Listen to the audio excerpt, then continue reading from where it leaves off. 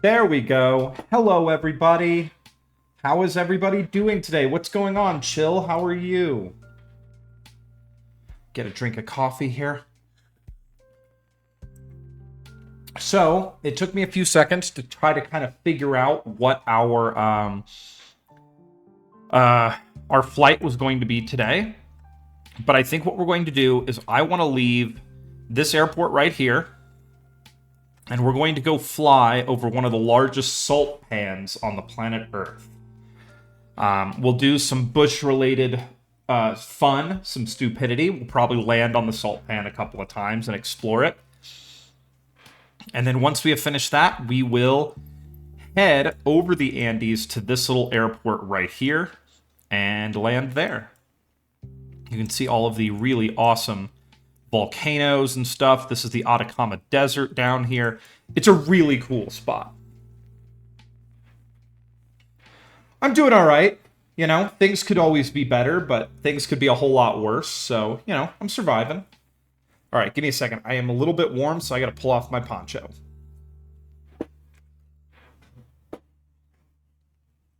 Ooh. All right, there we go. And we're back. All right, let's do this. Let's get some flying done, everybody. But yeah, I'm surviving. All right, we're going to go to fly. Ooh, it's warm in here. It's supposed to snow this weekend where I'm at, but it has not started yet. It's just a very nice day outside. Okay. Getting set up here. A little more coffee. I fell asleep on my glasses last night, and I bent them, and I had to re-bend them. It's Spud. My name is Soyuz, and I like it. Guidance failure. Look at this awesome airplane. I love this paint job. All right, everybody. Let's go ahead and get her fired up. Starting the plane is one of the coolest parts because you get to flip all the switches. Controls are free and clear. We're ready to go. Okay, let's go ahead and turn our fuel on. It is very windy outside in the Andes today. Let's get these covers undone. Actually, we can close these for a second. All right. First, we need external power. Battery switch. Okay. Nav lights are on. Let's get our beacon lights on. Let's go ahead and move our landing light position to extended. Sorry. I am like... My allergies have gone crazy today. Let's go ahead and adjust our takeoff trim. There we go. All right, here we are. On. We'll see what the temp is outside. Let's go ahead and turn our flight director on. Okay, it's not happy about that. We'll leave that off for a second. Let's click these on. All right, that's Spud. I actually would love to see that that episode of Epic Rap Battles of History. All right, let's go ahead and select our altitude here. Let's go up to... I don't know how high everything is here, so let's go up to like 14,000 feet. How high are we right now? We're at like 2 and some change thousand feet, I think. Or it's showing 11,000 feet is what we're at. Jeebus. Jeebus, we high up. Let's go up to 20,000 feet. Okay. All right, let's change our CDI here to GPS. There we go. We're gonna turn this on to. Let's see if it'll let me turn on flight director now. There we go. All right, let's go ahead and switch this to nav mode. And then I want to do. Let's go to ARM. Let's climb at about 500 feet a minute. This is going to be a rough takeoff, everybody, because I'm actually going to go ahead and say we're going to be carrying some passengers just because it's more fun if we're carrying passengers. So let's carry carry 3 passengers, all, let's say, 160 pounds. Or let's carry a max load of passengers.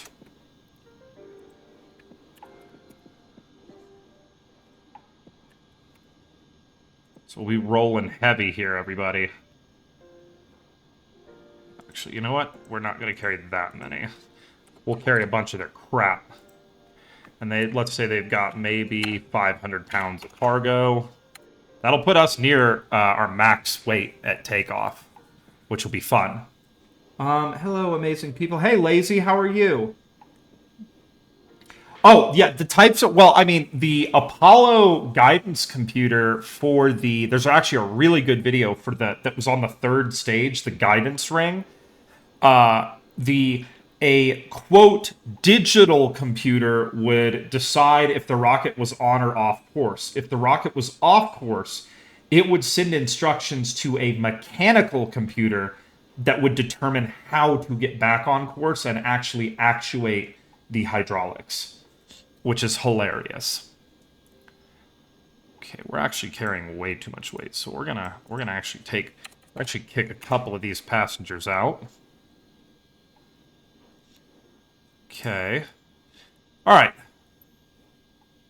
There we go. We're set up. All right, let's start it. So I'm going to pop that open. Let's get our fuel boost pump on. And let's hit our starter.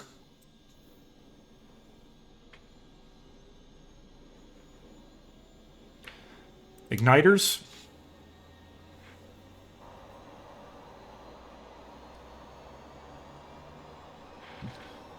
RPM's coming up. NORAD official unauthorized flight. That's funny. Hey, NORAD, apparently, and I have to give it to Twitter for this. Apparently someone, I forgot the post, but someone posted that Santa is not real. And Twitter responded with a community note that says Santa is real. NORAD tracks him every year. Surface-to-air missile deployed. I have not left the ground, okay? That missile's going to have a hard time finding me.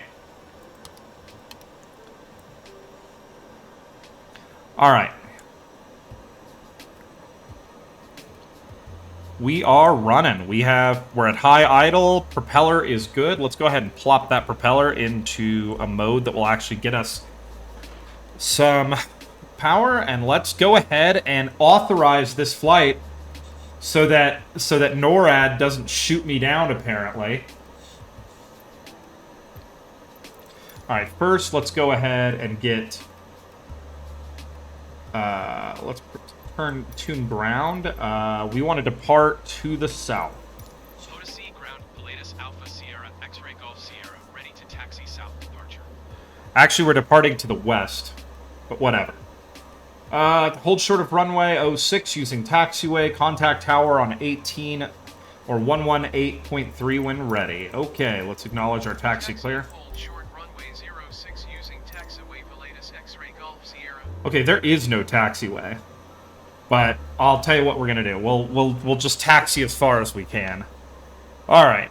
So let's go ahead and get situated in our cockpit here. Okay. There goes my parking brake. Let's go ahead and flip the plane around.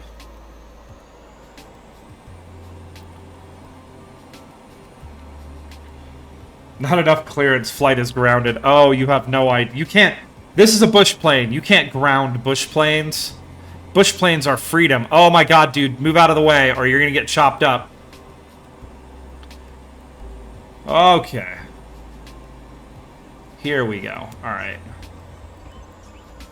Now, let's check our map here and see which... Okay, we are pointing the right direction. Let's head out to the runway. It's going to be a cloudy day. We're probably going to do some cloud surfing, so let's get our anti-ice on. Dude, watch out. Okay, good. He's safe. Attempted murder. Missile readied. Alright, here we go.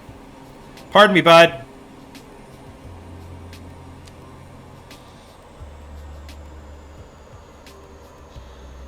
Okay. Gonna hold short of the runway here.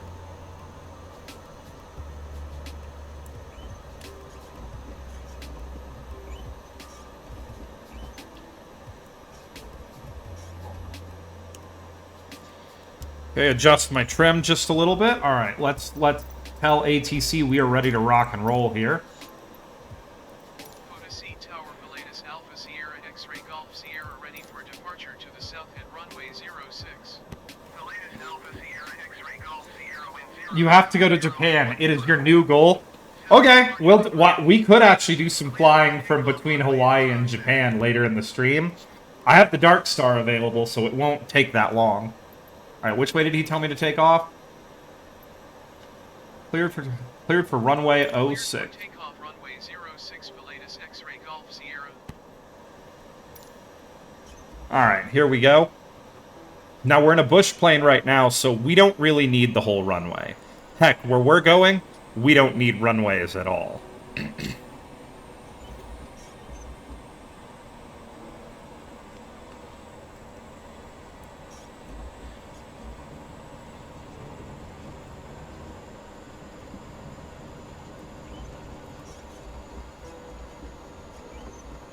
That'll be enough.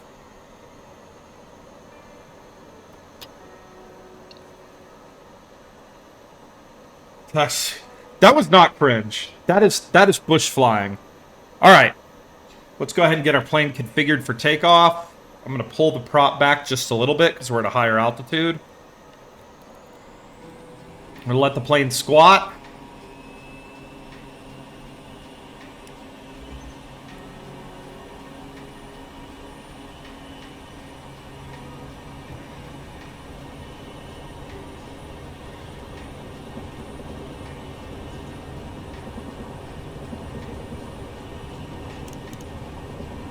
Oh.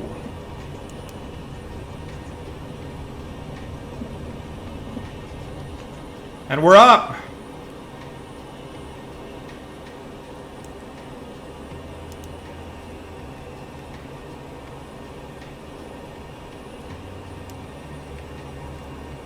There we go. Pretty slow climb out here, everybody. We get those flaps up. Airspeed is pretty low right now as we climb out. We are taking off. Don't sing. Oh, I know. Don't sing. We're good. We're Don't good. sing. We're good. Don't All is sing. well. Don't sing. Don't sing. Climb out is pretty slow. We are at a very high altitude right now. We just took off at 11,000 feet. I am not permitted to contest you.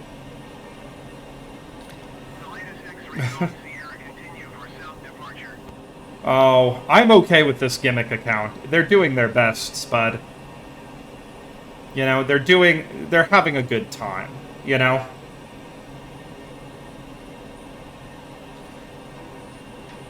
They're having a good time. That's what this is all about.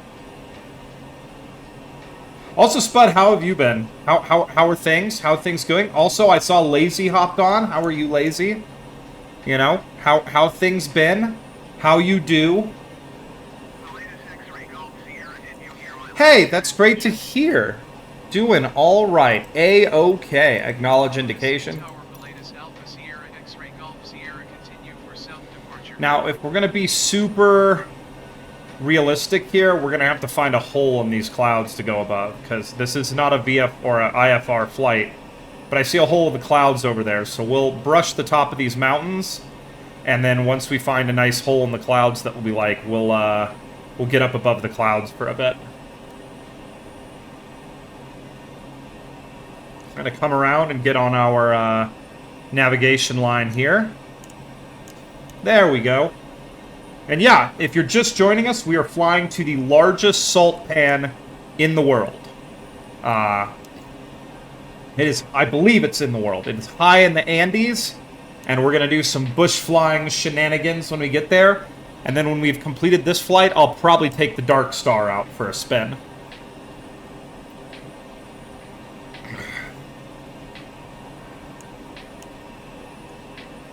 To visible chat. Well, I don't have a pilot's license per se, though I do have a drone pilot's license. Is that close enough? Ooh, okay, yeah, I don't know. Where is it in the Andes? So we might do 2 bush flights today, if that's okay with everybody. First, we'll go check out the salt pan, and then maybe we'll do a flight to go check out that... We'll go check out that extremely large telescope, because I'm sure they rendered it. It has to be in here.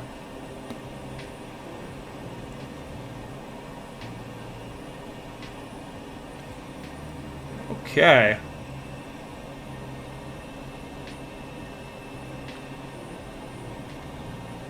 Northern Chile. Okay, yeah, we'll take a quick look at it. After we finish this flight, we'll go fly by it. So if you can't go through the whole stream there, Spud, that's cool. Check out the VOD later, and I'll make sure we definitely go take a look at it. Loisons? He spelled Loisons wrong. It's pronounced Loisons. Hey, you got a license? You got a permit for this stream?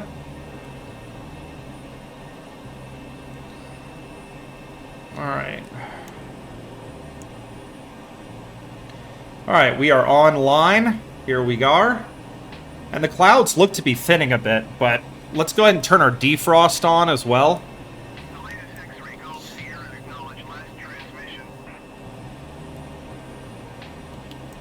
Okay, what is this guy yelling at me for? God damn, bro. Guy's all over me, yelling at me. Alright, here we go. Let's, what are we at right now? 15? Let's go ahead and adjust our altitude to 16,000. There we go. 16,000, please. Thank you. Alright, and let's go ahead and kick on our autopilot. There we go. 10 out of 10, replying to Spud Nothingness. It's still under construction. Okay, what is the reply here? I'm too dumb to figure this out.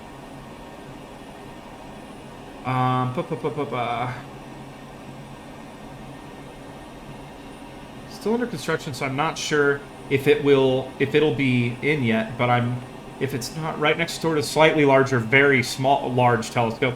Yeah, I know. The telescope names, you put a bunch of scientists in the room, and their names are not the most creative in the world.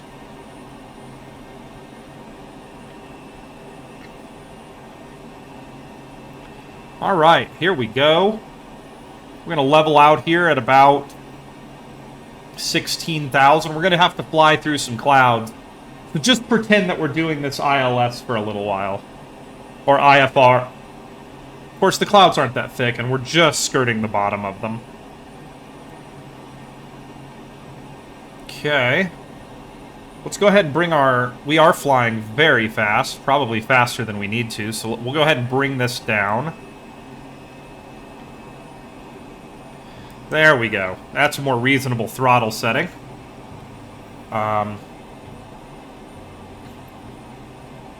According to 16... Jesus Christ.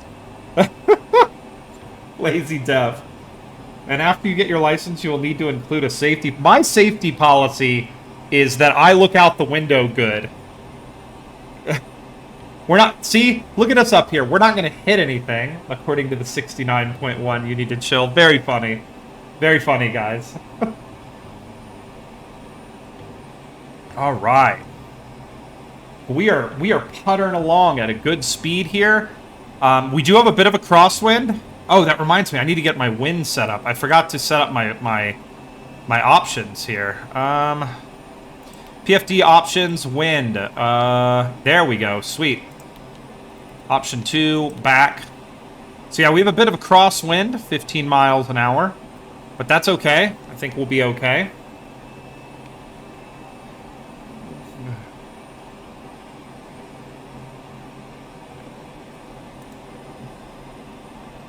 Jesus Christ, NORAD. I get the account. Also, NORAD, I have to ask, do you come and do this to all of the streamers who stream Microsoft Flight Simulator, or am I special?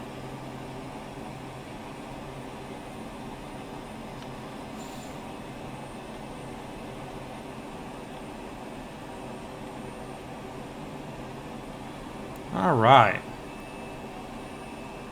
We are locked in here. Looking really nice. Flying through the Andes right now. I had no idea that this airport was that high off the ground. We almost were at like 11 and some change thousand feet. And yeah, I had no idea. Also, why on... Oh, the barometric pressure changed, so the plane's gonna climb a little bit here to bring us back up to 16,000 feet. The Andes are being created by the subduction of the Pacific Plate under the South American Plate. There is a great amount of volcanism in this region, and it is a fairly young mountain range, but very, very, very pretty. Some of the most beautiful landforms in the world lie in the Andes. I actually really hope to someday travel into the Andes, and see some of this stuff. It is a favorite location for people riding motorcycles down the Pan American Highway. Almost anybody traveling Andes nuts. Jesus Christ, bud.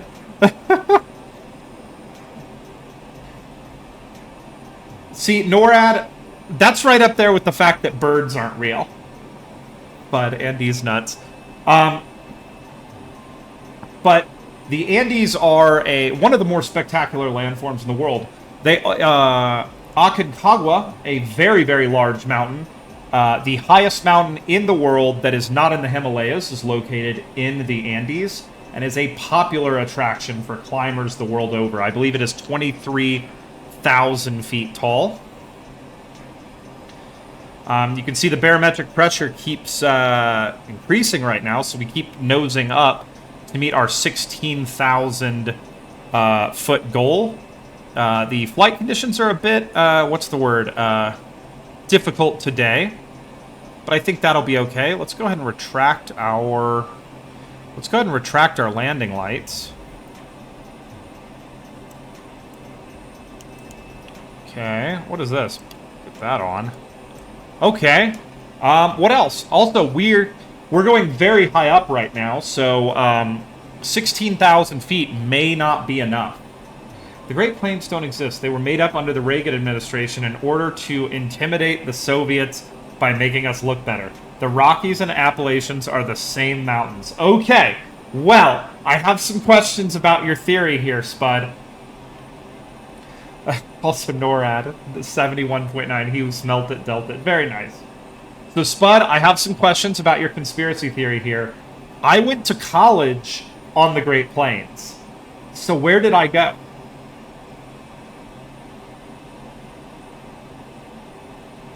I did hear that Reagan was pretty rough in his later years, but he did kill all the birds, everybody. He did kill all of the birds. Every bird you see now is a robot. That's why they sit on electrical wires, is they need to what's it called? They need to charge. Because birds aren't real, everybody. This is a birds aren't real stream now. But yeah, Spud, according to your conspiracy theory, I must know, where did I go to college? Did I slip into an alternate dimension?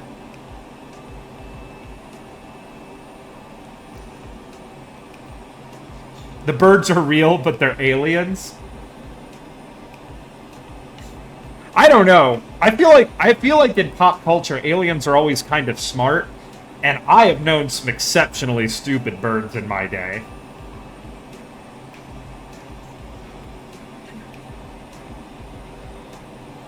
Okay, you joke, Spud, but I was in North Dakota some years ago, and I remember taking a picture, and it was just flat. Flat, flat, flat. Flattest place I've ever been. Well, except for western Kansas. And in this obscene flatness, on the edge of the horizon, there was a single bump. And if you zoom way in on the picture, you find that that bump on the horizon is a tree that is like 2 miles away from me.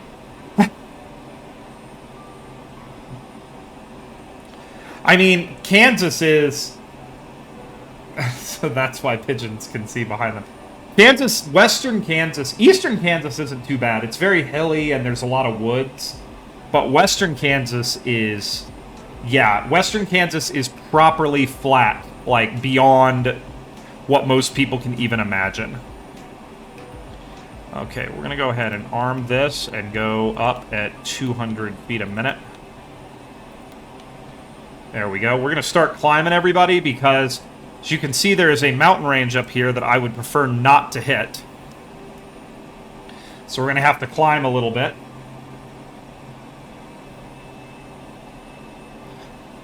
Oh, Finland sounds cool. I've never been to, like, Northern Europe. I've never really gone east in Europe. I've never really gone east of, well, I've been to Italy, I guess, which is east of France.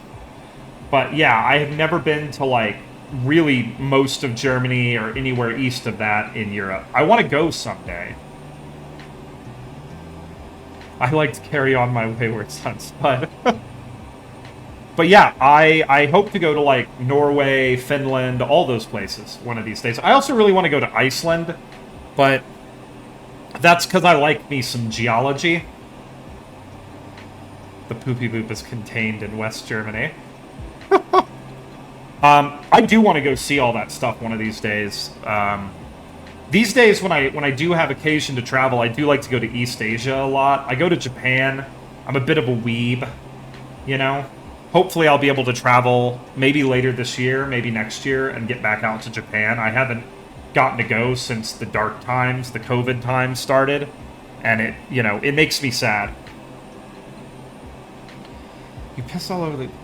Laura, nobody... Well, NORAD, what are you, a savage? Why would you do that? From what I understand, Finland has a great number of very clean and nice bathroom facilities.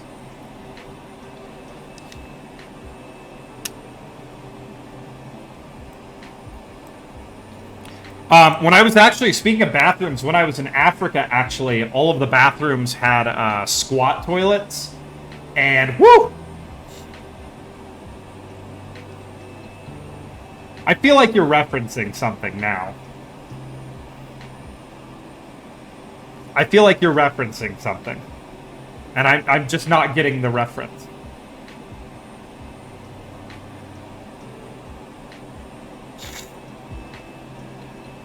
If you get to go to Yellowstone, any of the geysers is cool. You gotta go see Old Faithful. Old Faithful is unbelievable. There's some really, really good hiking trails in Yellowstone that are really beautiful and fun. I mean, honestly, with Yellowstone, you just cannot go wrong.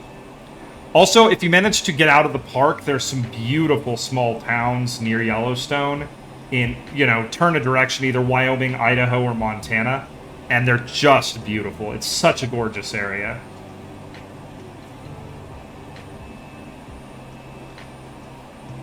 Yeah, I'm pretty sure NORAD is referencing some song or movie, and I'm just too dumb.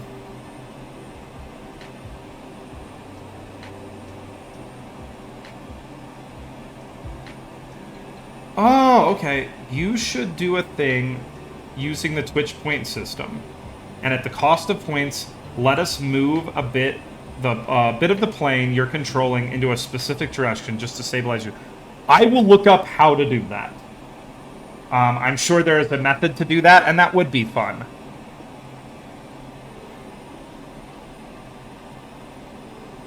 Shit in the Arby's ice cream machine like you do here. I mean, you know, the saddest part is that if you do that to the Arby's ice cream machine, it will still work. Unlike the McDonald's ice cream machine.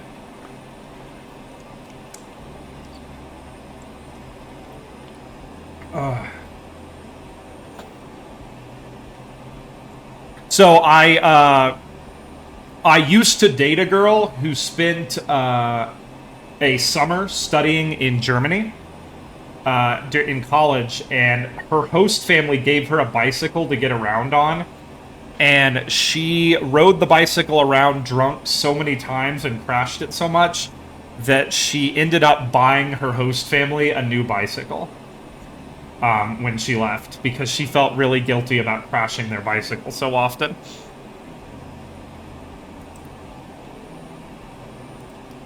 Okay, let's go ahead and check and see how far away we are from this salt pan. Okay, we got about 62 nautical miles to go. About 22 minutes we'll be there. I mean, but if you look out the window, I mean, look at that. What a landscape. It's so pretty up here. And you can see we are just climbing. In fact, you can see it, I believe, in the distance. That is it right there. That is where we're going. That is the world's largest salt pan.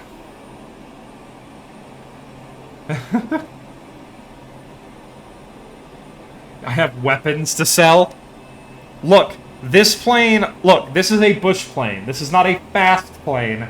This is a plane designed to go anywhere. But we're almost there. You can see it in the distance. We're getting there. Salt pan. Yeah, it's a salt flat. Oh, Spud, do not get me started on what happened to Star Wars. Like, I will, NORAD, I will get the Darkstar out when I get it out, okay? Trust me, if you don't get to see it while you're watching today, check out the VOD. I also have a YouTube channel where you can watch it there. I will get the Darkstar out today before I am done streaming.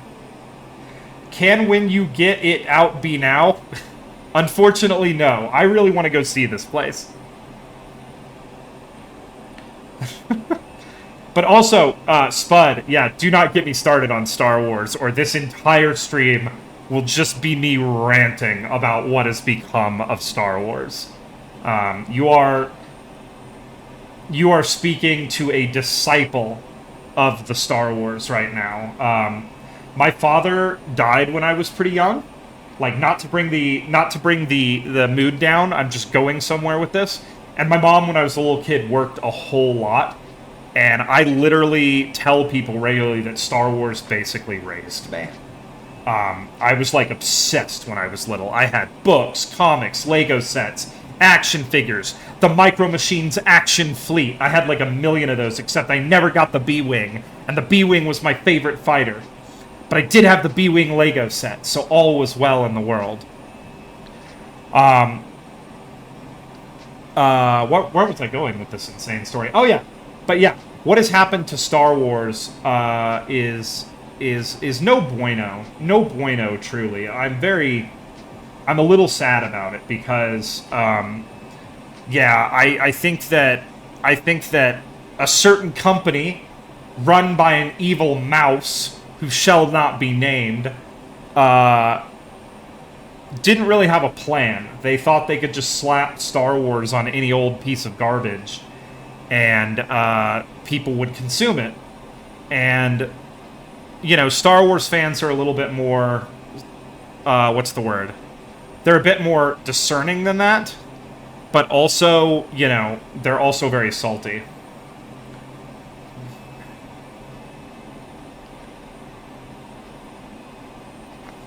Basically, yeah. Basically, yes, but that is what happened. And, I mean, there's certain things, like, I'll be honest, I really enjoyed the new Top Gun movie. Like, there's certain IPs that you can bring back, and they'll be great. But there's some IPs that they've run their course, and they need to stay gone. Like, there's this persistent rumor that in Hollywood, they really, really, really, really want to do more Back to the Future movies. And the original director and producer of Back to the Future is, like, the only thing keeping them from doing it. Because he said there will never be more. There should never be more. Alright, you can see the salt pan coming up. Now, I have read that they actually they do high-speed runs across this salt pan now. A couple years ago, I believe a Honda achieved some kind of a speed record, a motorcycle, driving across this salt pan, and they used this volcano, which we're going to go visit, down at the end of the salt pan. This volcano was used as a reference point while they were going. Land speed record in a plane win? Oh my, how dare the company that owns Stuart Little do that. Oh my god, have any of you guys heard that story about Stuart Little, where, like, apparently, there was, like, this long-lost painting that had been stolen, and it ended up in a props department, and was just in a background scene of Stuart Little and this like artist, this like art curator, like had called the movie production company. It was like, oh my god, do you guys know what that is? Oh, Spud, you have heard that? Okay, yeah. It was like a super famous painting that had been missing for like 100 years, and it appeared in the background of Stuart Little.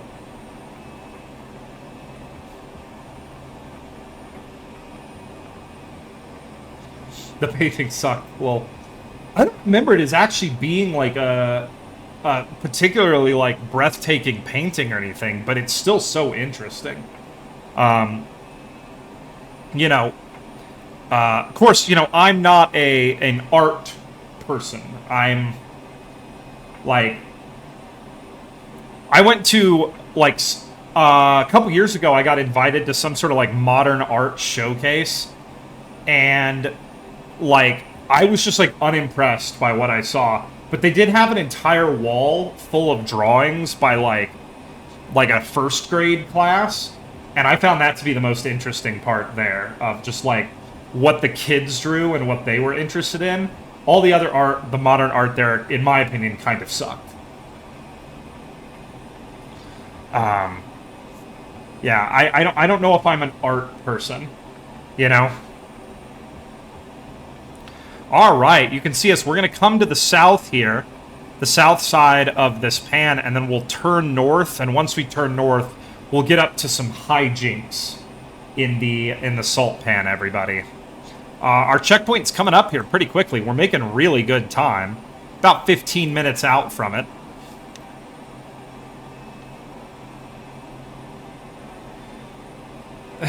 Little Johnny with his mom and dad drawing truly fine art.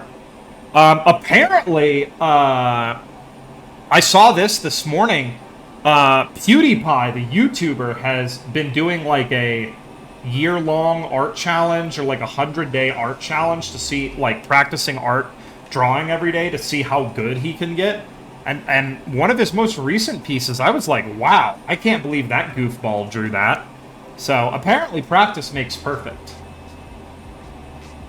I had a great number of friends in high school who liked to draw and made a lot of like art and stuff, and I always was very jealous of them, because that's right up there with like, that's right up there with what is it? Playing an instrument for me. You know, it's something I feel I've missed out on in my life, as you know, being creative or being artistic. Well, I don't know if that's entirely true, Spud. I know he kind of just kind of retired. He rarely makes videos or does anything anymore, because he moved off to Japan with his wife and they had a kid. Are you gonna make some chips? Are you gonna make depression bachelor nachos, NORAD? Where you just, you know, put some cheese on some chips and melt them in your microwave? Depression bachelor nachos are my favorite.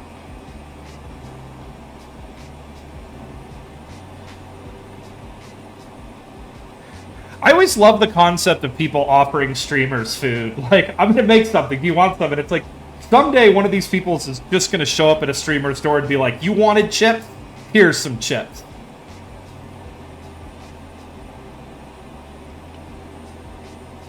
Oh yeah, I do remember that. That was...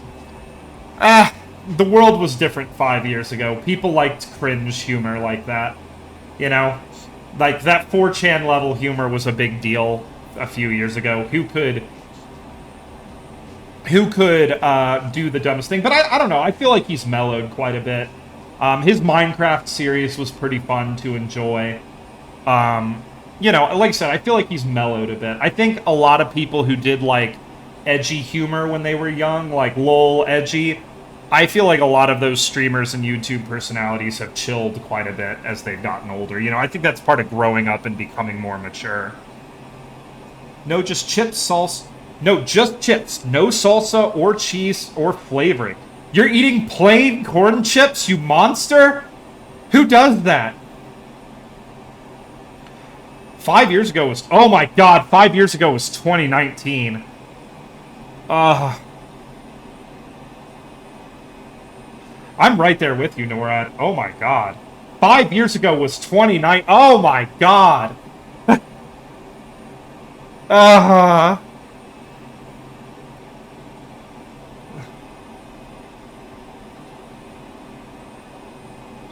You eat plain pita chips, Spud? Good God. No hummus or anything?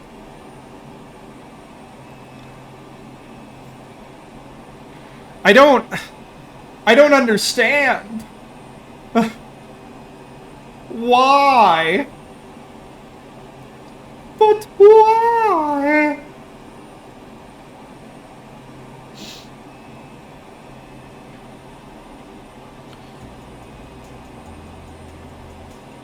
Ooh, this is a good song. Oh, I love me some tzatziki. There used to be, when I worked downtown in the city I live in, there used to be this tzatziki, or not this tzatziki, there used to be this doner shop, and oh my god, I would just murder doner kebab like once a week. It was so yummy. Also, I want to get all the light switches in my house to have these covers on them.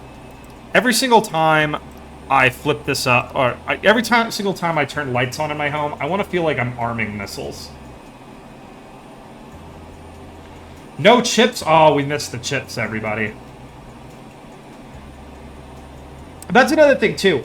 Unless they're made like a certain way, I don't really like plain potato chips either. Like, plain potato chips are... I know you're originally from Texas, so what's your take on Frito chili pie? Frito chili pie is the jam, but you can't make it with good stuff. You have to make it with, like, crappy Velveeta cheese. You have to make it with, like, crappy chili from a can. The nicer the ingredients you use on chili pie, the more you are missing the point of chili pie. Oh, okay. Dry cereal, if it's the right cereal, like Cinnamon Toast Crunch, I eat that shit dry. I do not put milk on Cinnamon Toast Crunch. I feel like it is a better cereal dry. Same thing with Frosted Flakes. I eat Frosted Flakes dry. Like, it's a better snack when they're dry. Also, well, I'm also, being from Texas, one of my favorite sodas is Dr. Pepper. Like, I think Dr. Pepper is the jam. Because the bottling plant for Dr. Pepper for a long time was in the city that I grew up in. Alright, look at that. That is pretty neat looking.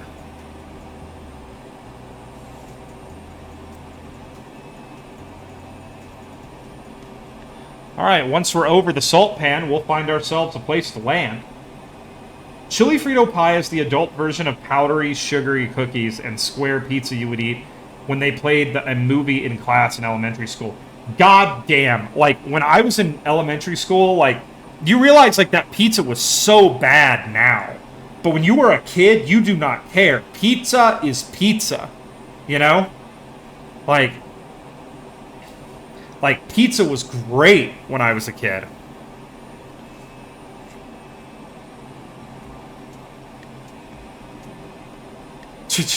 Well, it's a casserole. You know, casseroles are one of those things. Like, this is why, like, Chicago-style pizza doesn't make sense to me. Because Chicago-style pizza is basically a casserole.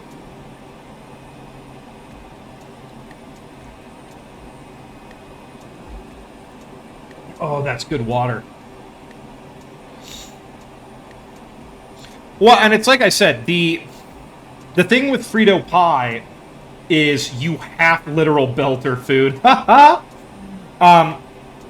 The thing with the Frito pie is you cannot use nice ingredients. It defeats the purpose of the Frito pie. You know? Because it doesn't take that long to make. You basically put some chili, Fritos, cheese, all in a pan, and you toss that crap in the oven for a little while and let it bake.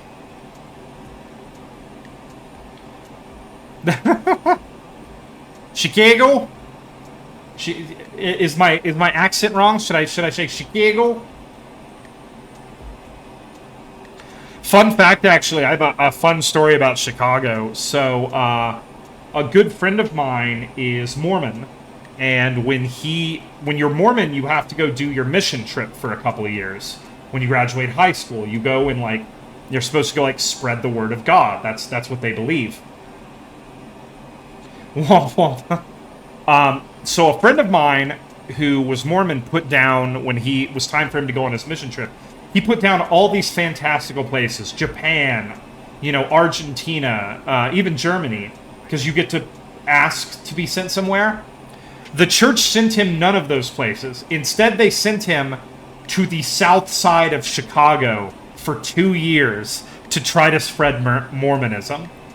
And while he was there, like, if you get him talking, he'll tell you his war stories from his mission days. And when I say war stories, some of them are like literal war stories. Like him and the other mission kids like being shot at and stuff. Like, it is horrible.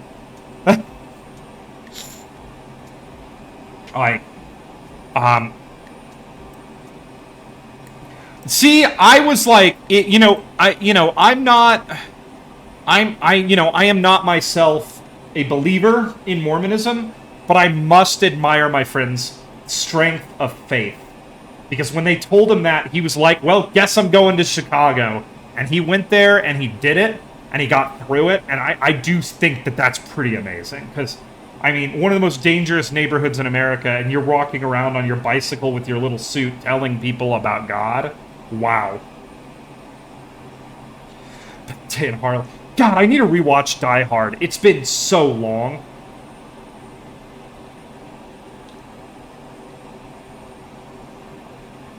Like, it has been so long since I watched Die Hard and Die Hard 2.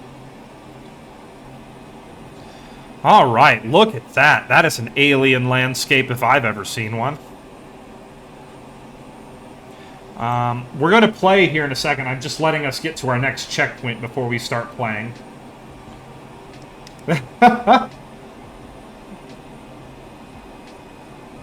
Well, I know a lot of people have very strong opinions towards it. It was more along the lines of that was just the framing of my story. But I think you're... if they really did go off the... So that's my thing about Utah, though. Utah is probably one of the only places in the United States outside of where I live that I really want to live because of the natural beauty. The one thing, though, and I have a good friend who lives in Utah right now, and, the church came to his door, the missionaries came to his door and was like, hey, Mormonism, ?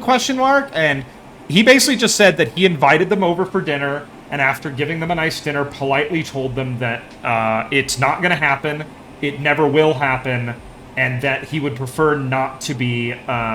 not to have them come to it. If they come to his door as neighbors, he will always invite them in, but he would politely ask them not to come to his door as missionaries, and they actually left him alone after that.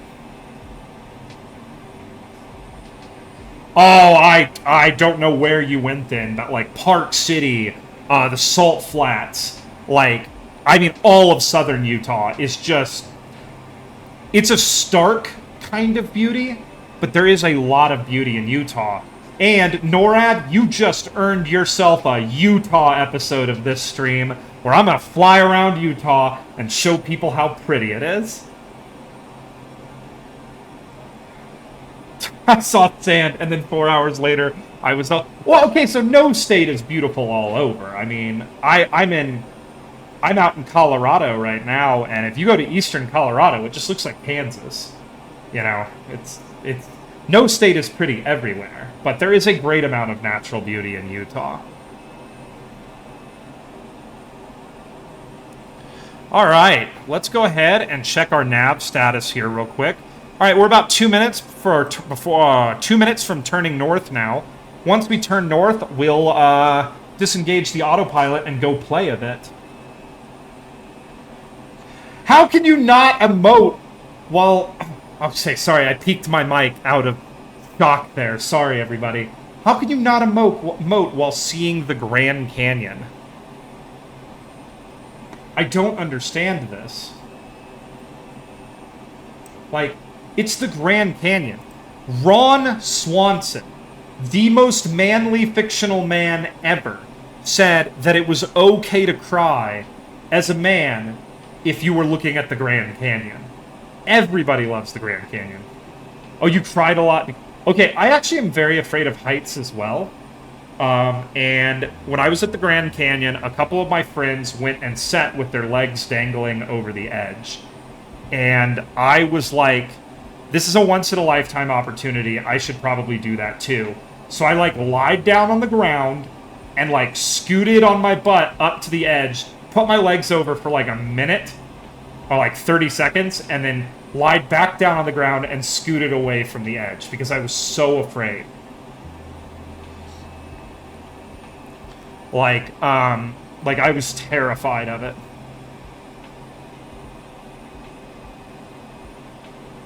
You are a sociopath. Honestly, if you just go out at night in the country anywhere and look up at the sky, like, it's pretty amazing how much city lights hide from us. I've gotten to go out and look at the sky a couple nights in the middle of nowhere. Well, I used to camp a lot too. And the night sky in some places is just, I mean, it will make you cry. It's the awe, the size of it, the scope of it. You realize how little you are in this big universe of ours. All right, here is our north turn. So once we're on the next leg, we're going to disengage the autopilot and play.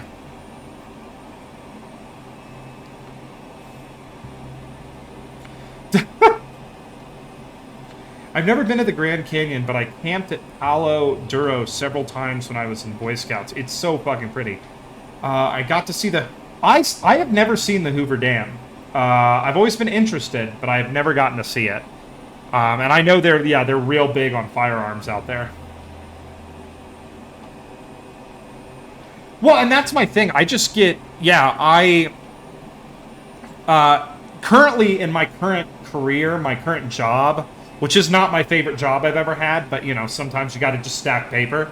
I sometimes have to climb up on fairly large trusses or up masts, and I do get, like, if I can be up there for, like, 5 minutes before I have to start doing work, I can kind of sit with it and get comfortable, but it's very scary for me when I first climb something tall, because I get very scared. I do not like...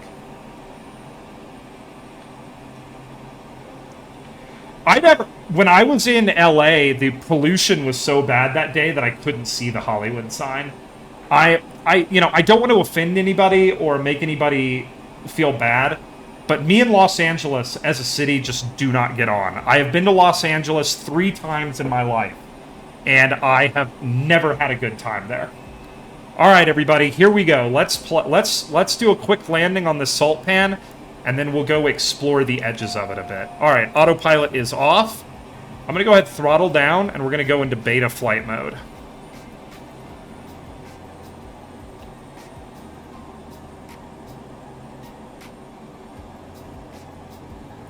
Pop some flaps down here.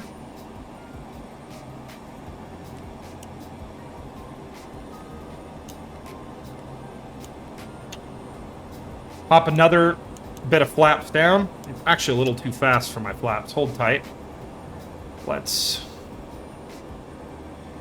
slow the plane right down. There we go. Now we'll get our flaps down and we'll start to fall. Woo!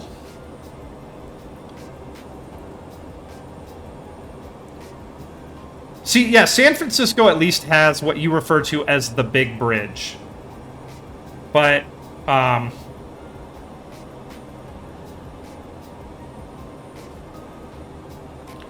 okay.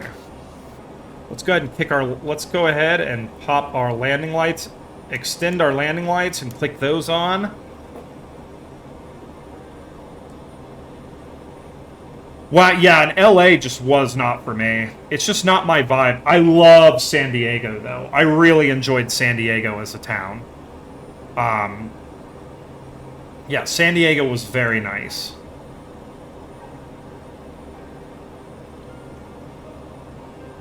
The big trees. I like the way you describe things.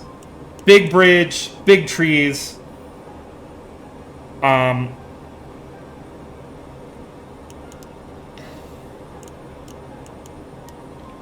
Alright, and we are just still falling.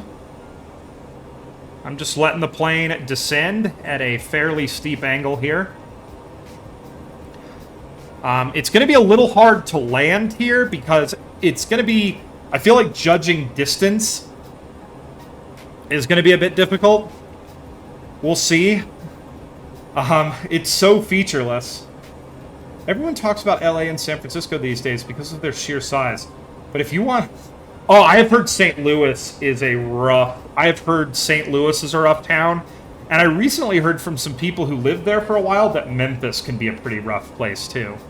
I mean, where I grew up was pretty bad. I believe the city I grew up in when I was a kid had the highest rate of non-violent crime, so like theft and stuff, in the United States when I was growing up there. It was a rough place. All right, here we go.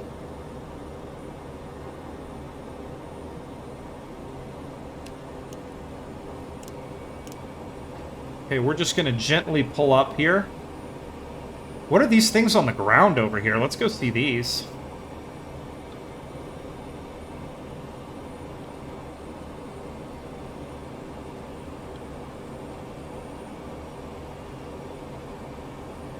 Left before it got how it is now. Yeah, I've heard it's pretty rough. Alright, here we go, everybody. I'm going to add a little bit of throttle in. And what we're going to do is we need to turn into the wind before we land. Because the wind is pretty high right now. And we do not want to land with a tailwind. So I'm going to keep I'm going to bring the throttle back up. Let's pop one... let's pop one notch of flaps back up. I'm going to go ahead and get this plane trimmed out for where we need it to be. All right, here we go.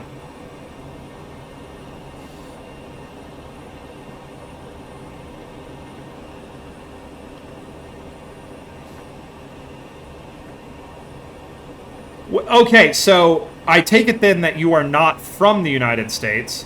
One thing that I think surprises a lot of people about the USA is just how much nothing there is. There is a whole lot of nothing in the United States.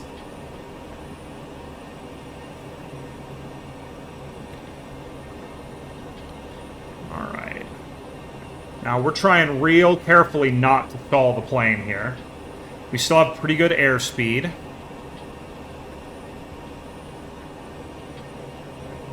Okay, we're just coming around here to take a look. Oh, okay, so you do live in the USA. All right. Well, then still, I think it surprises a lot of people, even from the USA, how much of it is empty if you've never traveled through it. Because, like, you go to Nevada, and, like, most of Nevada is just empty. There's just nothing there. There's a lot of Utah, heck, a lot of Colorado, Wyoming, Idaho, Montana, just empty.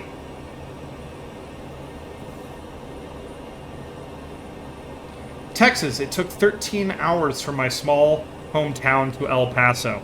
Well, Texas is also gigantic. Heck yeah, we have a lot of Texans in the chat today. I mean, I of course am from Texas, so I sympathize that it cannot always be the greatest state to live in, but it's gotten a lot better. I mean, Texas used to just kind of be boring. There wasn't a lot to do there, and I feel like a lot of the cities have kind of really changed. An Arkansan. Those southern... I was blown away the first time I went to Arkansas, and there were a lot of hills there. It was very hilly and pretty. I was kind of shocked.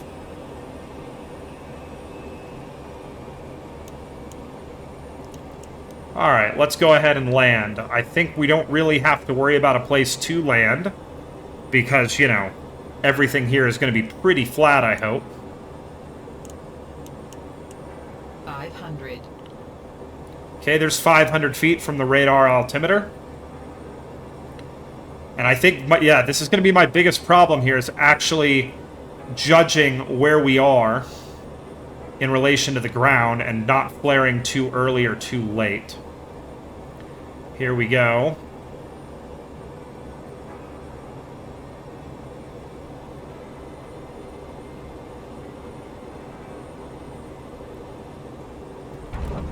And we're down.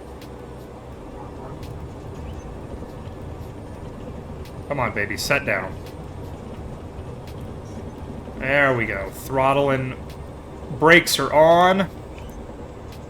And we are just throttling all the way down. Let's clean the plane up here. Also, hang on. Whoa, whoa, whoa, whoa. What's going on here? I want to just look out the window. Do my wheels turn when I roll? Oh my god, the wheels turn. Okay, that's just something I needed to see. All right, cool. We are down, everybody, on this beautiful salt pan. Let's take a look outside.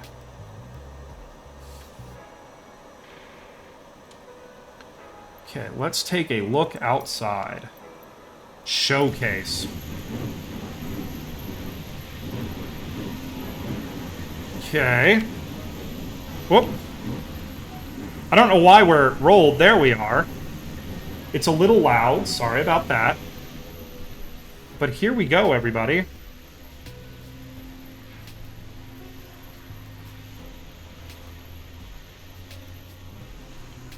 There's the volcano that we'll be heading toward.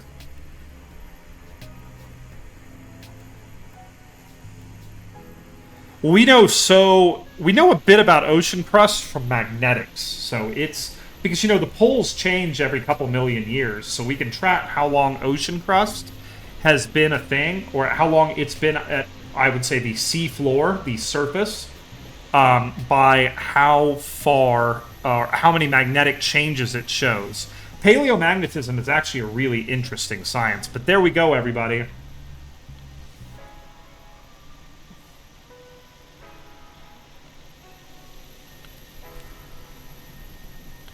Well, we still have not mapped most of the ocean floor, and that's going to be a Herculean task. That probably won't happen in our lifetimes.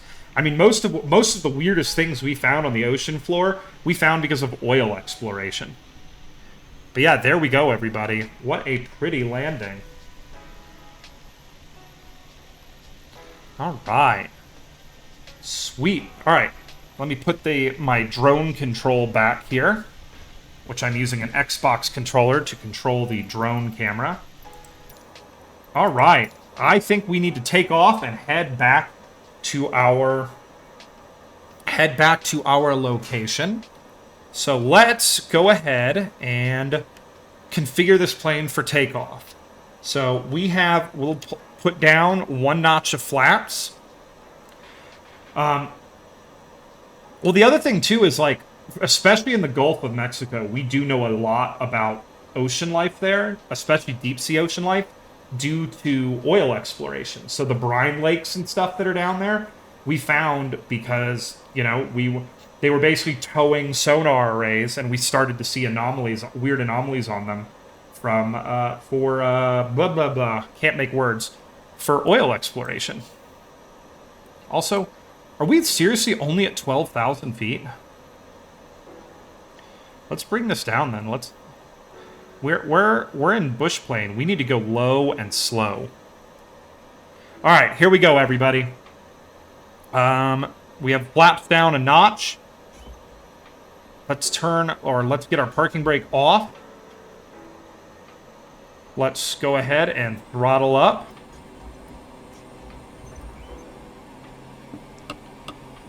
Okay, here we go.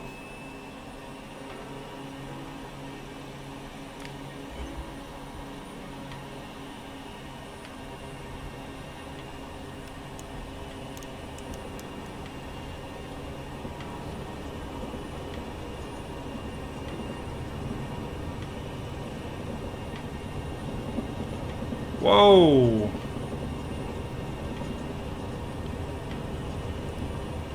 Okay, she's gonna want to fly soon. Whoop. We're flying, everybody. There we go. Took a bit of time to get her off the ground.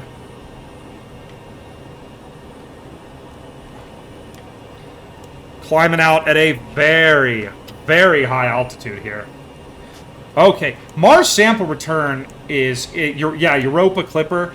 We're gonna get a lot of planetary geology data in the next couple of years. Like, it's gonna be pretty amazing. Alright, let's go ahead and turn back onto our course. Let's turn north. And I think we're going to do the rest of this flight across the salt pan very low and very slow. Just to get a good look at it and explore a bit. Because it's so cool.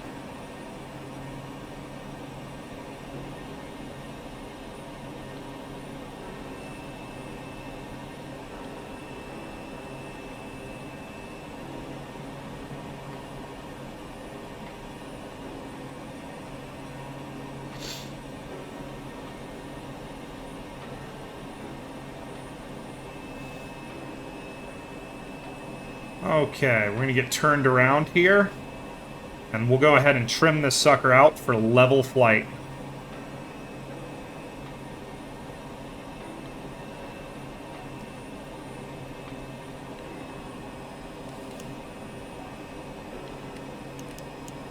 Okay. There, it's pretty trimmed out there. There we go. Get a little rudder trim set in. Yep, trim down just a little bit. I'm hyped for... I just don't care. I played KSP a lot. So many spaces... Big. I had 2 years on a permadeath. Oh, well, you should definitely check out this, you know... If you want to get excited about space, you should definitely watch me play KSP. Because I play it very dumb. Though I did have a great triumph last time. On our last stream, and I will be playing some KSP tomorrow on what will probably be a very exceptionally long stream.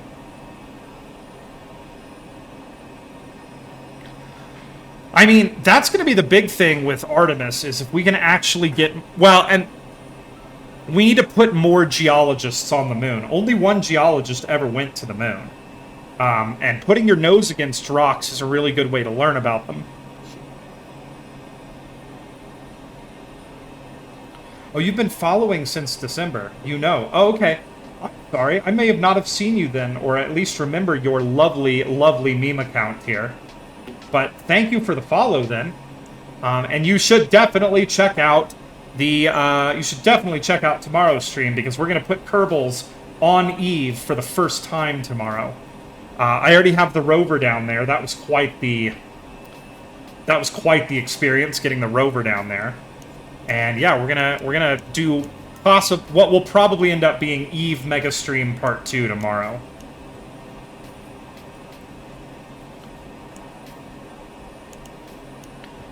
Come on, nose down, you darn thing. This thing wants to climb so badly. All right, here we go. What a pretty place. Beautiful part of the world, genuinely. I wonder if we could do a touch and go. B. Darmery, and we need to get a Gao 8 machine cannon to colonize Eve and protect our colony from the A's. Oh, God, it's been so long since I've heard someone use the term A's.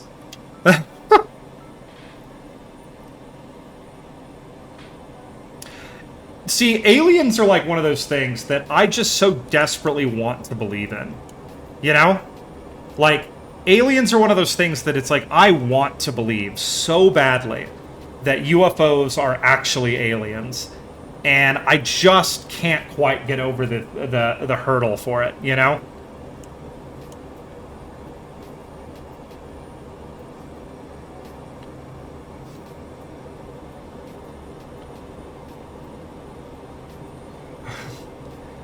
I mean, I'd like to think that a group of aliens traveling across the stars to come to Earth would be friendly. Because if people are like, oh, what if they're here for resources? There are so many more resources in space. You know? Unless we're the resource. Which that would be scary.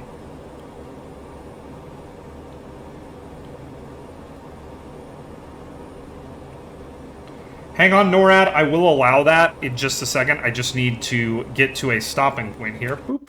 There we go. Boop. I do allow limited cussing in my streams because we're all adults here.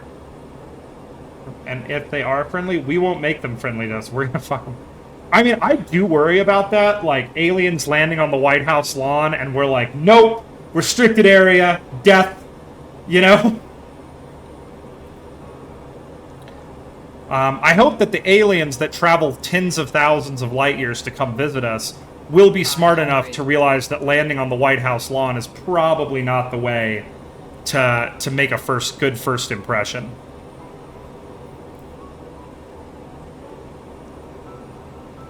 Okay, we're gonna get a little bit more speed here. I want to slow my rate of descent way down.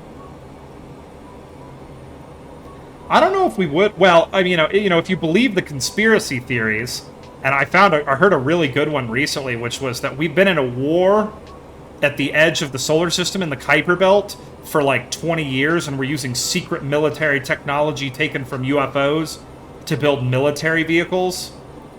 Okay, we're gonna touch down here. Boop. Okay, I don't like that.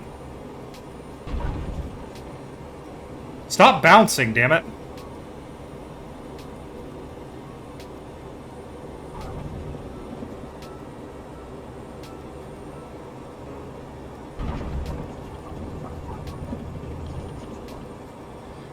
Wow, this plane just really likes to fly. Okay, there we go. We're on the ground. We're going to throttle back up. That was like 6 touch and goes because I couldn't get this darn thing to just stay on the ground.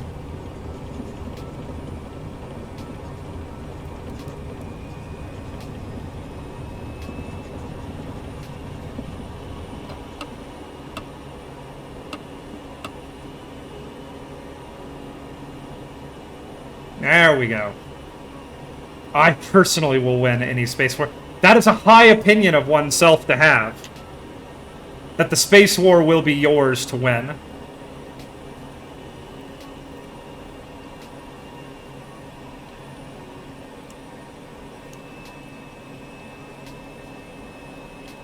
I mean, the thing is, I just don't know if we could win a space war right now. Unless we already have weapons up there and the governments of the world are just keeping them secret. Which I kind of already believe that we probably have weapons in space. But I don't think they're pointed outward. I sadly believe they're probably pointed at our own world.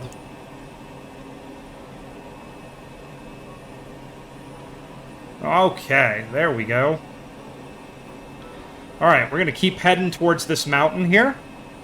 We're flying basically all the way across this grand salt pan here. Graytail starship vehicles? Give me a second, I have to sneeze. I might have to sneeze. Oh, I hate it when you waste a good sneeze. What is a Graytail starship vehicle? I have not heard this.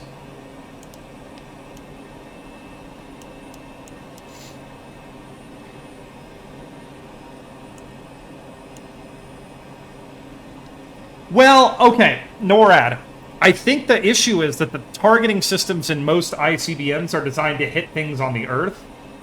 And, it would take a fair bit of work, I think, to actually get them to recognize a target in space and strike it. Like, it's the same reason that, like, if an asteroid was coming, just make them not go down. Okay, you've played Kerbal. You know how difficult that is.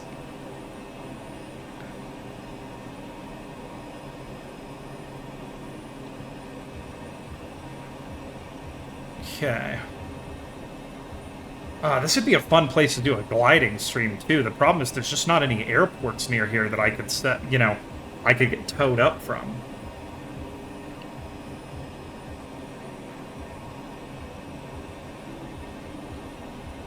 What does Control F12 does? I'm not going to press that combination on stream. I'm not going to press that combination on stream because I'm scared.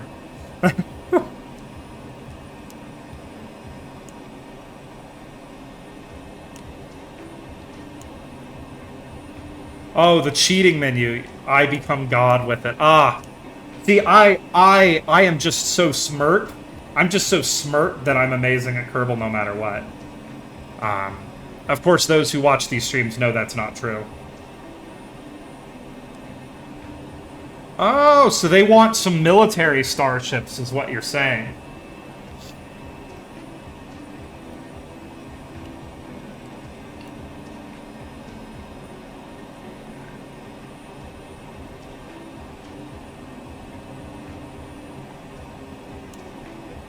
All right. Still flying low and slow.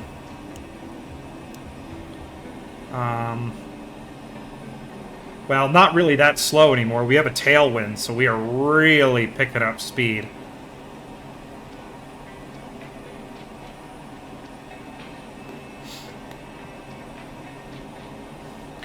Here's my thing about the secret space program. I just don't know how you could keep something like that a secret, you know?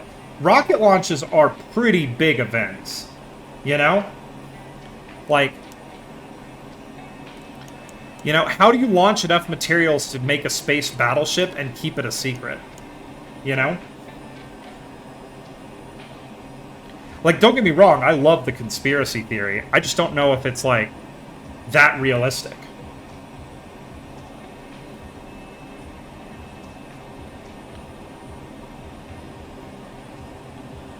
Alright, what a pretty day, too. I want to make sure I've got my real weather turned on here, so let's make sure we have live weather. Excellent, we have live weather. Sweet.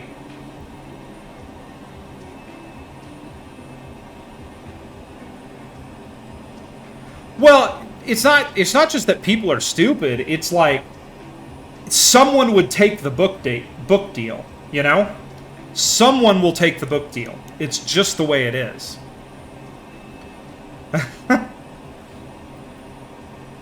Like, that's the thing. You have to, and I could not keep... Jesus, NORAD. No, but seriously, like, you know, if you were, you know, you knew about aliens, someone is, like, Penguin Publishing or whatever it's called, is gonna give you a book deal to tell the world about them, you know?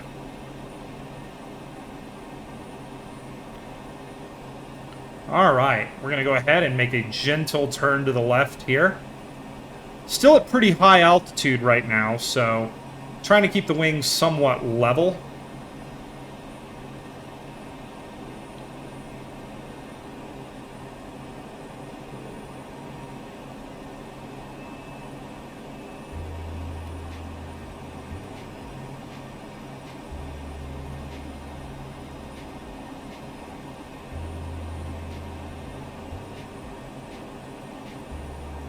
Okay, we're going to come around here.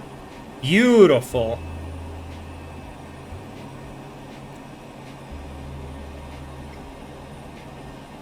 All the cameras would be... I mean, you can't argue with that logic.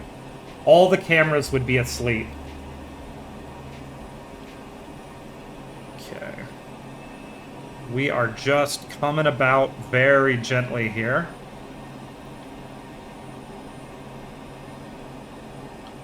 Enjoying this beautiful day of flying while talking to nice people.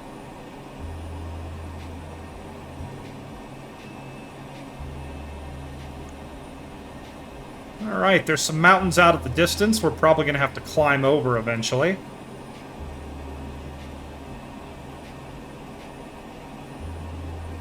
Now, apparently it does rain here from time to time, and the mirror-like effect of water sitting in this salt pan is said to be quite beautiful.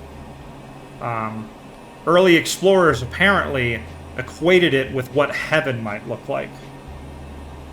$1 if you smash into the ground right now. How will you get me that dollar? I am not an affiliate. You have no... how would the money be transferred? The mail. You would send it $1 to me in the mail.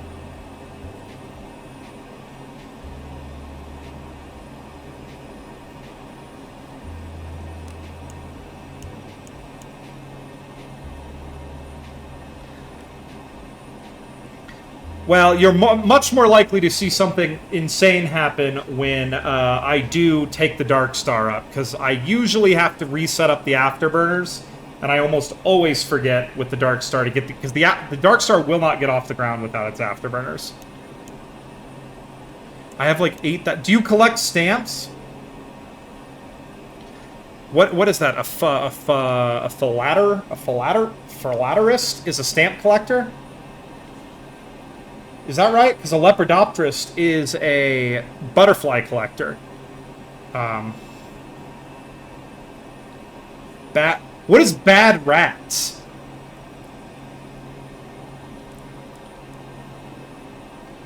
A philatelist.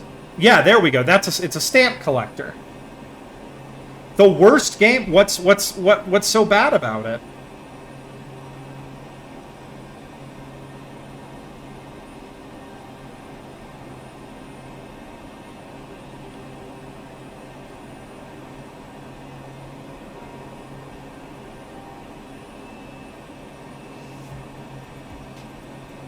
Would 100K buy every single Steam game? Would that even be enough? There's so many games on Steam.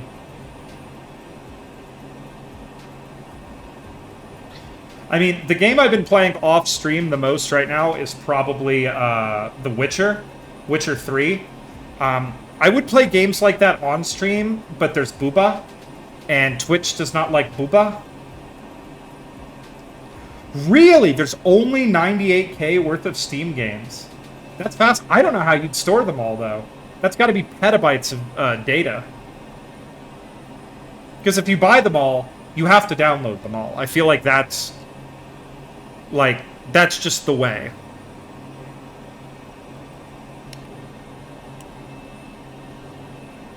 Okay, let's let our autopilot get us on course here. We're at about 13,300.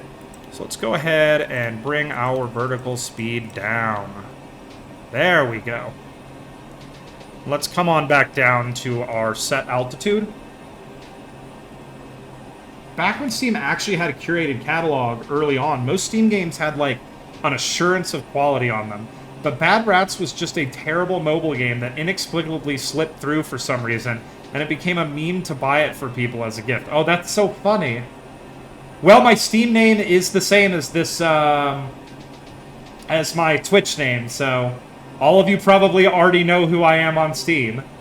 A small typo, 988K. So it'd take $1 million to buy every Steam game, which is still somehow less than I thought there was.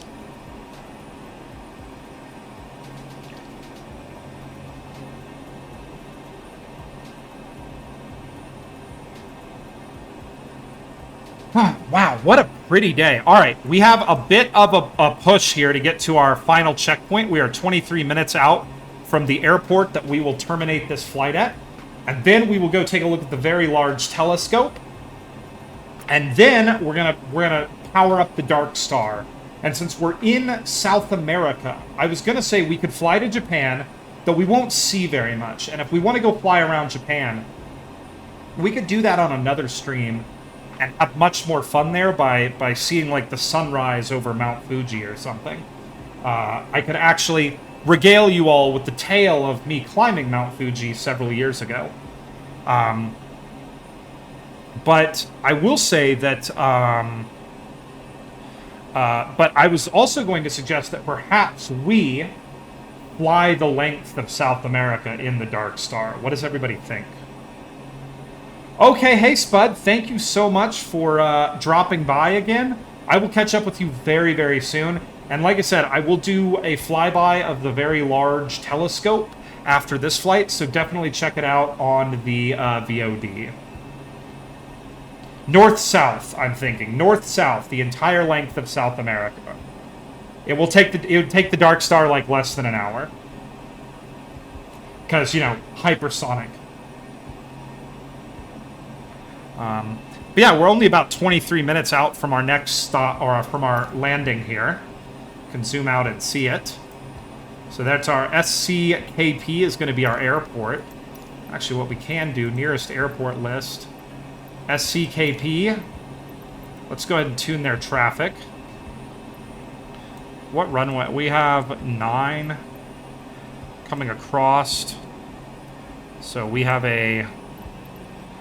that is a westward wind, so we want to land heading to... Wind coming out of the east, we want to land towards the east. Now it's full stop landing. Now it's position. Okay, we're going to have to also begin climbing here, because those mountains stand in our way. What if Darkstar... I mean, honestly, at this point, if Darkstar was any faster, it'd basically be a spacecraft. Alright, let's go ahead and dial in a bit of climb here.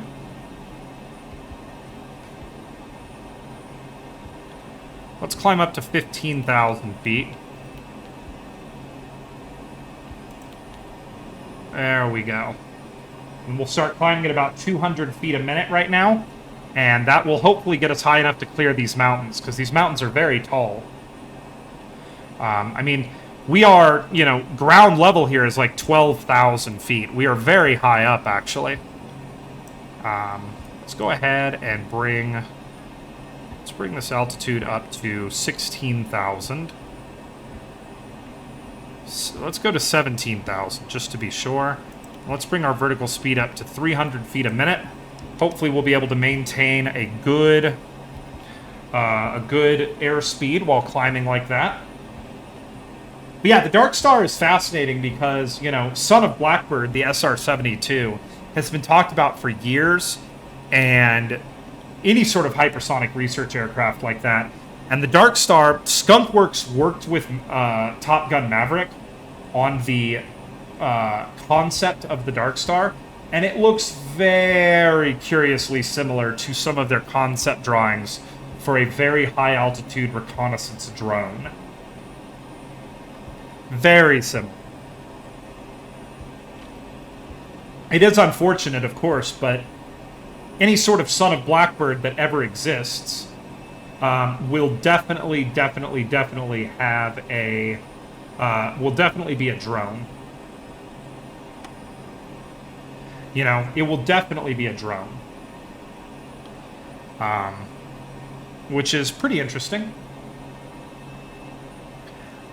Oh, I really hope we get over these mountains up here.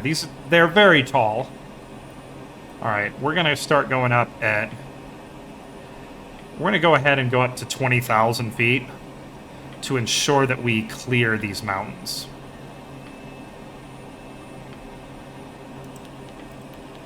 I'm going to throttle up, too.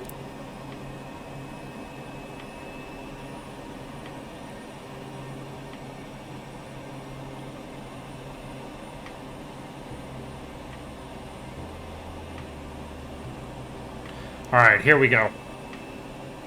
Alright, I'm guessing what? Here to guess what? You found salsa and... Oh my lord, NORAD, your life is just... Truly, I'm not sure how you handle such excitement. Salsa and a burrito. It's all turning around. We are so back, everybody.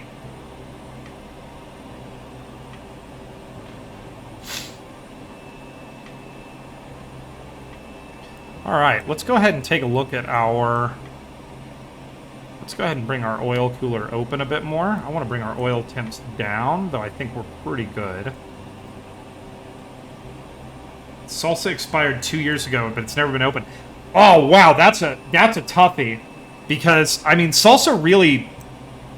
If it's not open, I feel like it doesn't really ever go bad.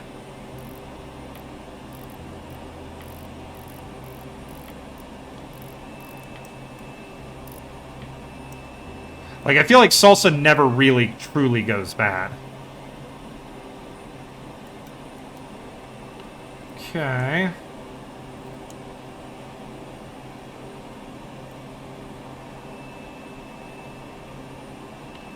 Alright. But it's never been... Yeah, I feel like I'd risk it. You know? Like... I'm not a doctor, but I feel like I'd risk it for the biscuit with that salsa.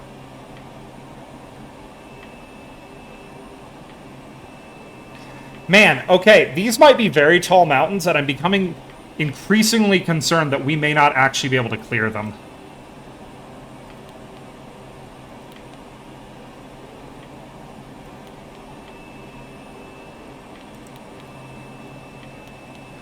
So I'm going to put us up to 1,000 feet a minute and see if we can actually, at full throttle, hold that climb rate and try to get above these mountains.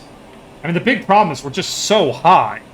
You know, that we're taking a very big... We're trying to take big bites of the air with this prop. But you know, we're just so high up right now.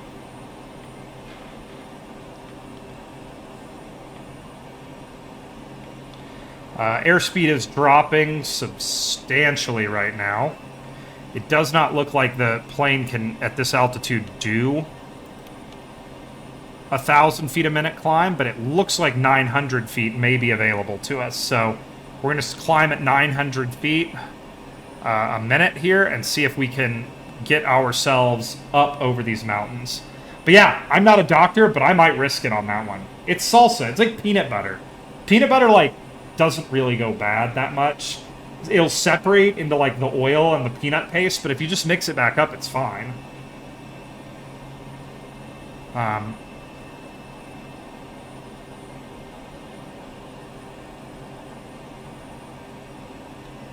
Come on, little plane. Keep climbing. Keep climbing. That's really cool stuff down there. Look at that.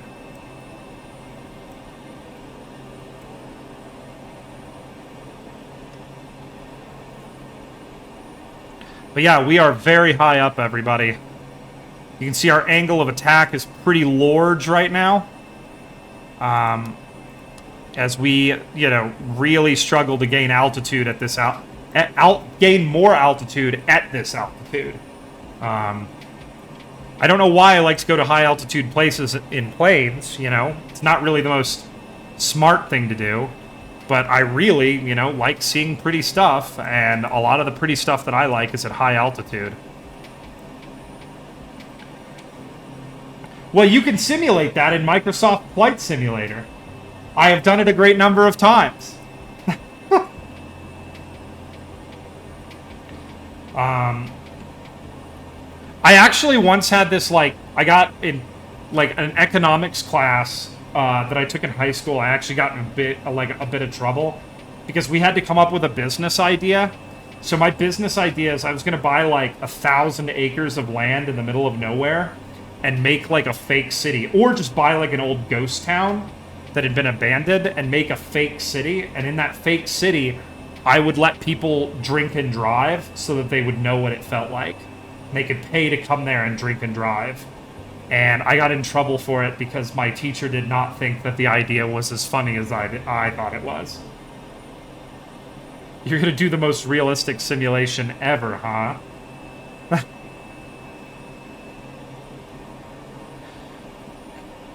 Real life? Well, you know, technically, if the I would discourage this, but technically, if the universe is a simulation, it is the most realistic simulator ever.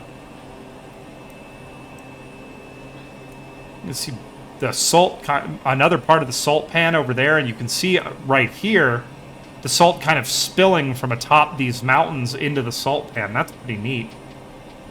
Wow.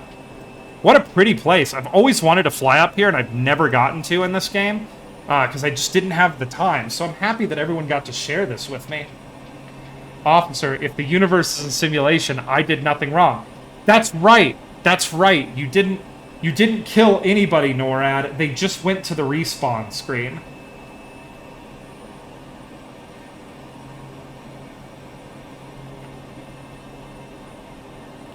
All right. We are doing great here. I think we're going to clear these mountains here in a second. Once again, we're trying to get up to about 20,000 feet.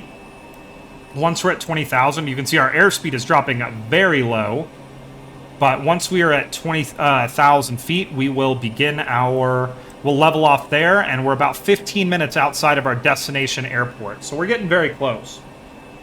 I actually don't know where our destination airport is. Let's, isoline map. Is it at the edge of the salt pan?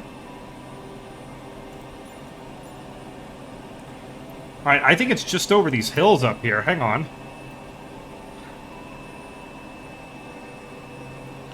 Well, if we end up over it before we reach the end of the salt pan, we'll do some beta flight to dive down and land there.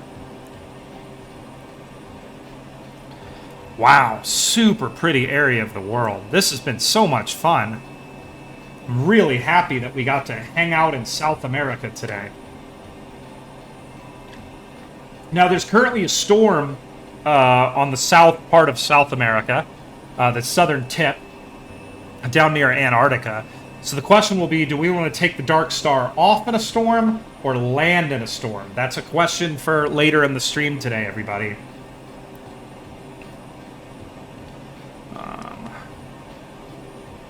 Okay, we're coming up on 20,000 feet now. We should be there very shortly. And upon our arrival at 20,000 feet, we will level off and head towards our destination, which is now 13 minutes away. We'll probably pick up a fair bit of speed when we level off here, because our speed over the ground is 143 knots. Even though we're only showing 94 knots of airspeed, we are very high up. Okay. So let's go ahead and take a look out the front here. We are going to clear these mountains by quite a bit. I wanted to just make sure. And yeah, we'll go ahead and set up our...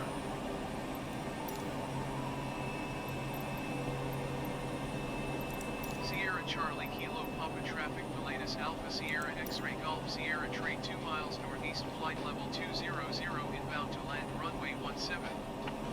Okay, let's go ahead and select this. Let's take a look. These are asphalt runways. It's a 10,000 foot long runway because we're very high up and planes need a lot of rolling space.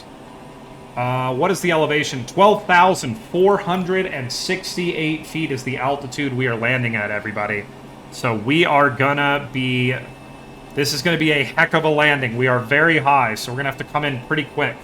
Our ground speed is... Our airspeed will be the same for landing, but our ground speed is gonna be very, very high. Because, yeah, we're a little bit high.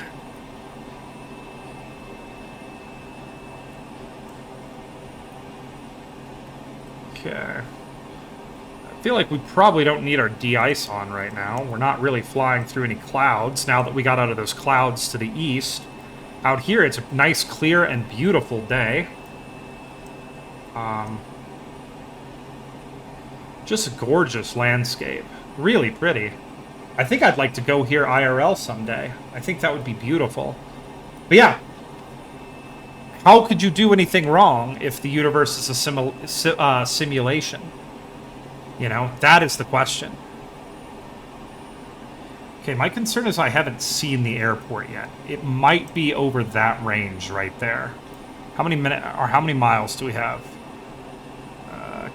26 nautical miles. Yeah, I think it's probably over that range right there. So when we get over there, it'll come into view.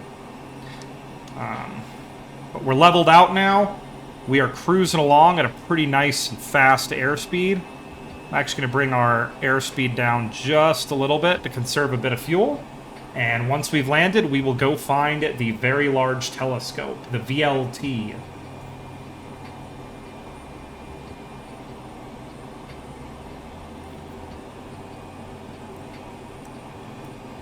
Torque figures are good. PSI is good. I believe this is our prop RPM. Flow, we're burning through about 51 gallons per minute. Or per hour, thank God. 28, we still have, we still have about 2/3 of a tank here, so we're looking pretty good. Amps look good, everything looks good. She's flying very nicely. Just a nice, smooth, gentle flight today. Okay.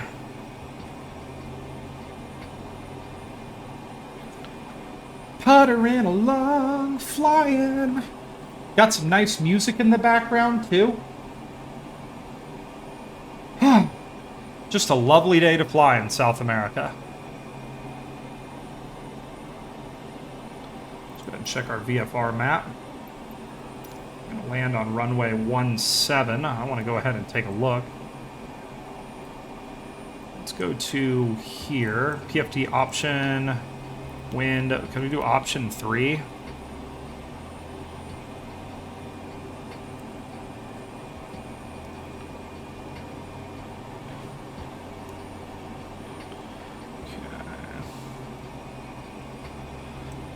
Okay, so the wind is coming. Actually, I want to switch runways.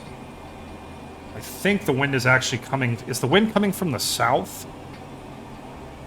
Because we're heading... Yeah, the wind's coming from the south, so we're good to land on runway 17. All right, that's the smart way. Okay, cool. All right, we should be able to see... Where is this airport?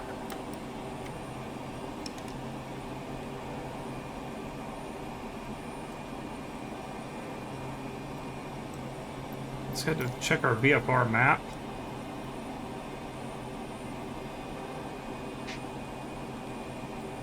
Okay.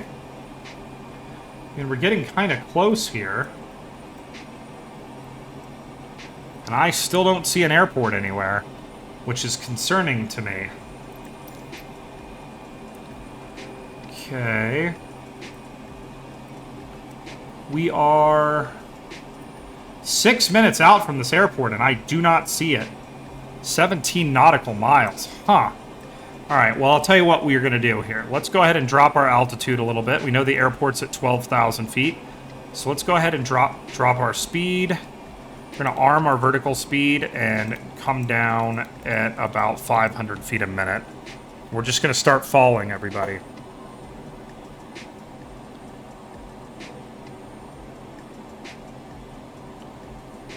Okay.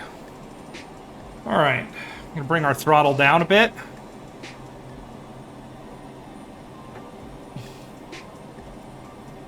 Okay.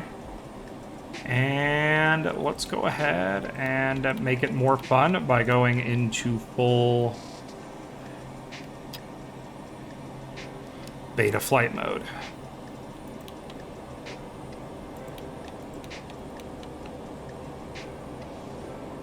There we go. Let the autopilot bring us down now. Put it down our flaps, and we're just gonna fall out of the sky.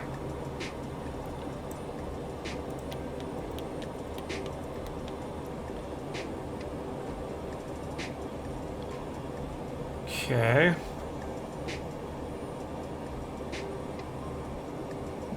14,000 feet. There we go.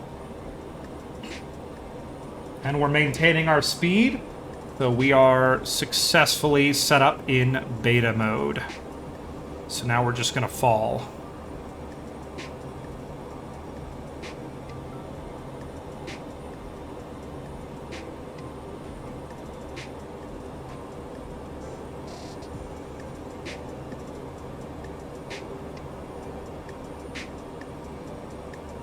Come on, plane. You got this. This is why you fly a Pilatus right here.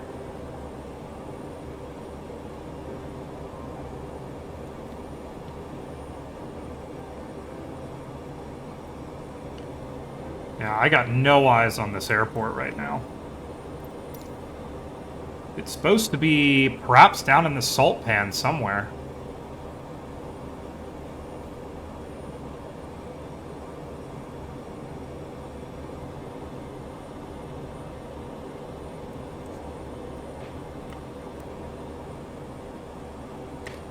Huh, it's showing us being, like, right there.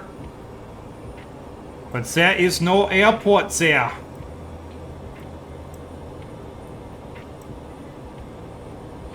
Where is the airport?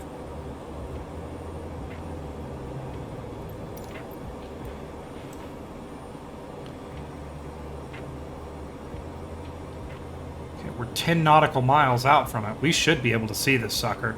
Unless it's over those hills, but I don't think it is. I think we're descending here into this spot.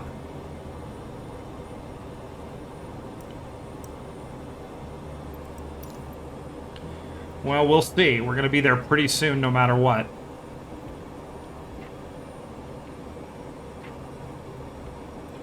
It's like a single solitary building or something over there. We're kind of out in the middle of nowhere. Oh, we should go see the... I wonder if they do the Nazca lines. That would be something just fun to see in South America as well.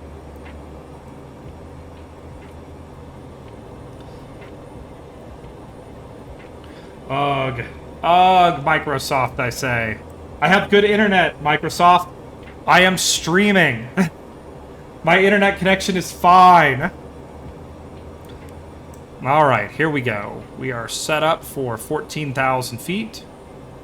See some power lines running along the side of that road right there. But still no aeroporte.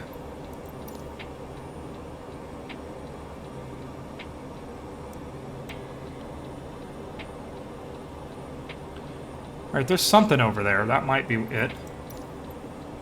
Okay, we're going to level out at 14,000 feet here.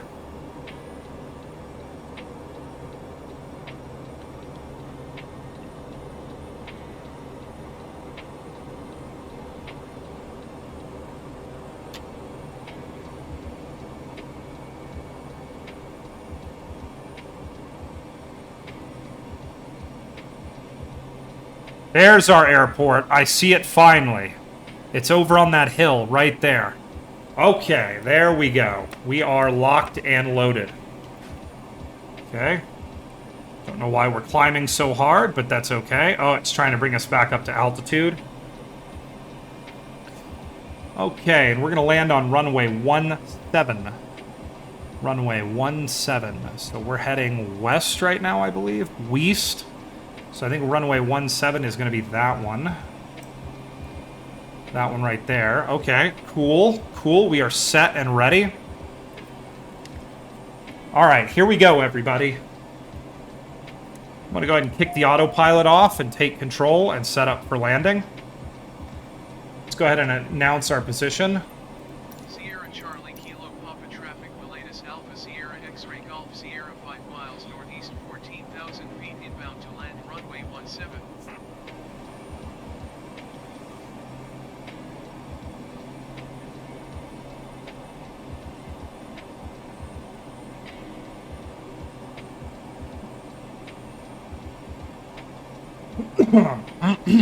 Sorry about that.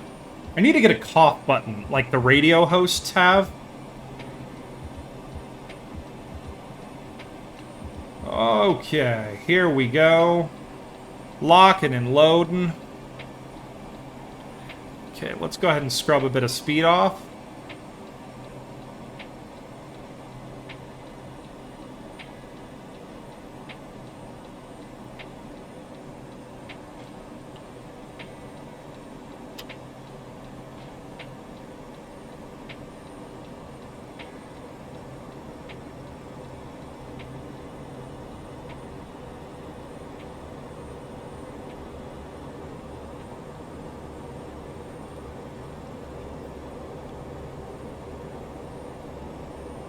Okay, we're just getting the flaps down now and just controlling our speed a bit. Looks like we're going to be landing in a pretty wicked crosswind here. Not great, but that's, you know, that'll be what we have to deal with here. So let's come around. Let's start our turn onto our final approach.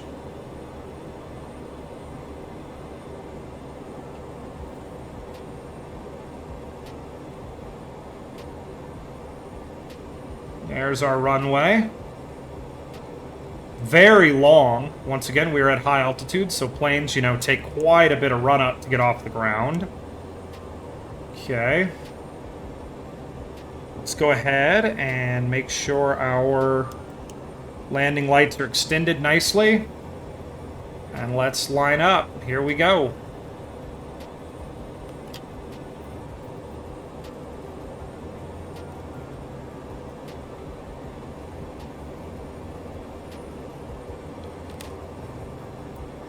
We have a lot... Our airspeed may show pretty slow, but we have a lot of speed right now.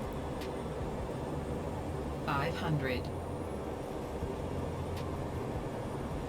Let that beta flight mode do its thing. Let's see if I can put us into a side slip here. Oh, we're getting blown off. Huge crosswind right now.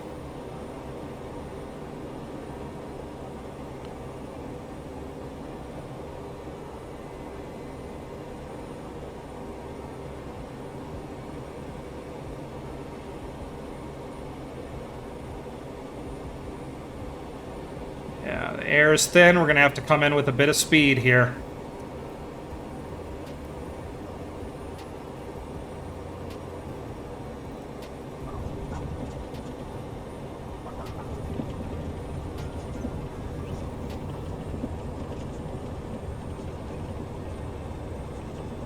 There we go. Not too bad given the crosswind. And the fact that the pylons are actually in the runway for some reason, these light pylons. Alright, let's go ahead and flip around.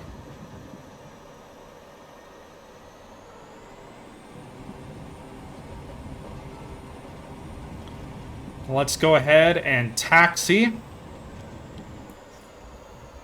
Let's check our VFR map, make sure we're taxiing to the right spot. We are. It appears the airport is basically just built at the end of the runway. Unless that's like another taxiway.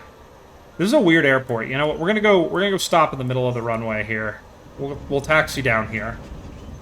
All right, so let's spin ourselves around here. And let's... Yep, I see some planes parked over there, so let's head over to parking that way.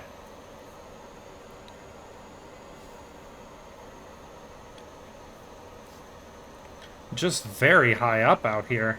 I have to really give it some throttle to actually get the plane to move. Okay. It's going to be a bit of a long taxi, everybody. I could have... If I'd known we were going to park, I would have rolled out quite a bit longer, so that we could get where we're going. That's okay. Okay.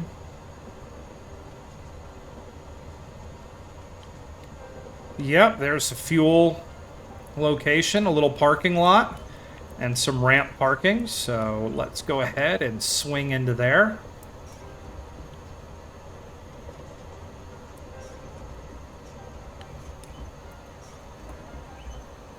Just very high altitude here.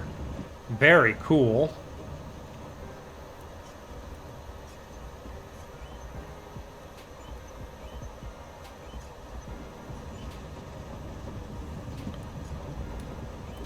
All right, let's bring her in to stop here. Okay, parking brake on. And let's go ahead and shut her down, and then we'll prep for our next flight, everybody.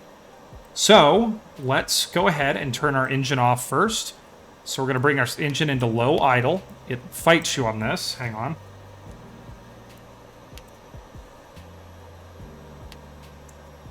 Yeah, so let's bring it into low idle. And then we're going to do that, and bang. Fuel cut off. There we go. Igniter off, starter off. We're going to turn the boost fuel pump off. We're going to get a bunch of alerts here real quick.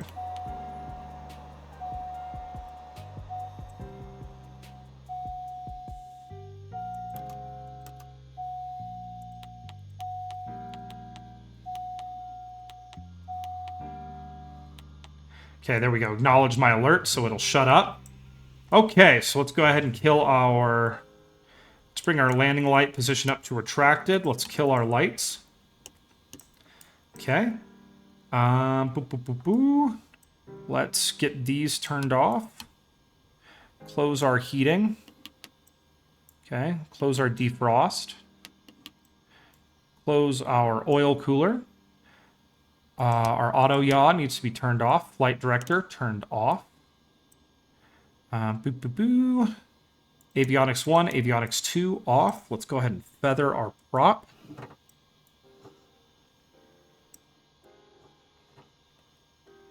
That's close enough. And kick our battery. Let's switch our Ginny to off. And our battery switch to off. This plane is cold and dead, everybody. Fuel off. Gust lock on. Okay, there we go. And that is it, everybody. We are down. What a beautiful flight that was. Let's go see a big telescope. Let's head over to the main menu here. Yup.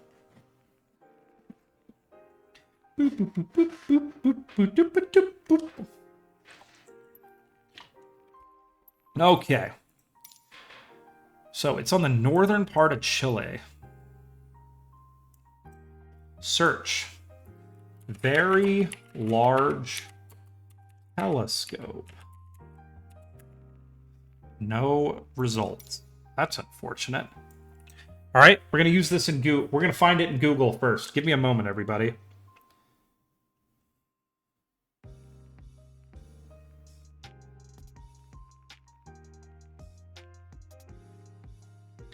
All right, let's enjoy this music and find, all right, very large telescope. Okay, Google has found it. It is north of Los Morales, Chile. Okay.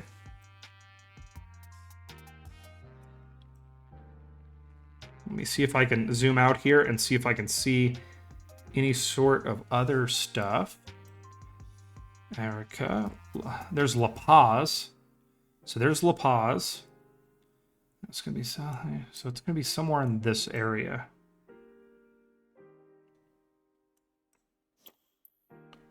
Nope. Don't click on that, please. All right. It's south of Calama. South of this little peninsula here. It's right in this area.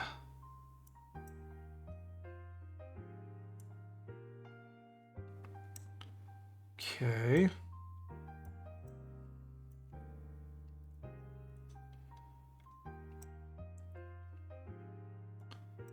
Paposo. Let me see if I can find Paposo on this map. All right. Wow, this is a difficult request. So it's on this peninsula, right? Or not this peninsula, this area right here.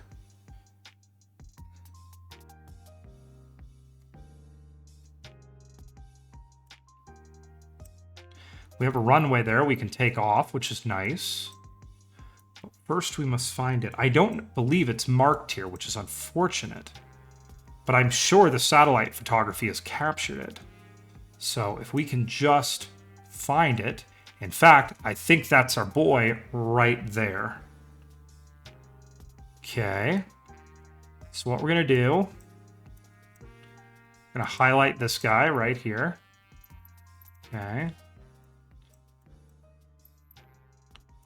Let's set this as our departure. Actually, no, I want to set that as our departure because I like turning my airplanes on. And this looks to be it. So we're going to... We'll actually set this as our arrival. Just call this arrival. Okay, there we go. And we'll set this right here. I'm going to add that. So it's 10 nautical miles. It's going to take 4 minutes. I think we're going to pick a different plane, though, because the Pilatus might be a little bit fast for this. Okay.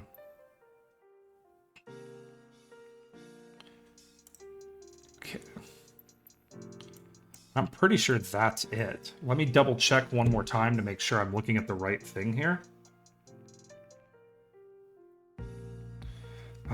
Let me check my satellite photography here and make sure I'm looking at the right thing.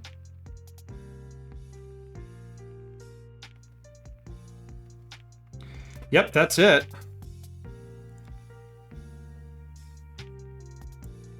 So now all I need to do is just check. Google does not appear to believe that the airport we're going to take off from actually exists. But we're going to do it anyways.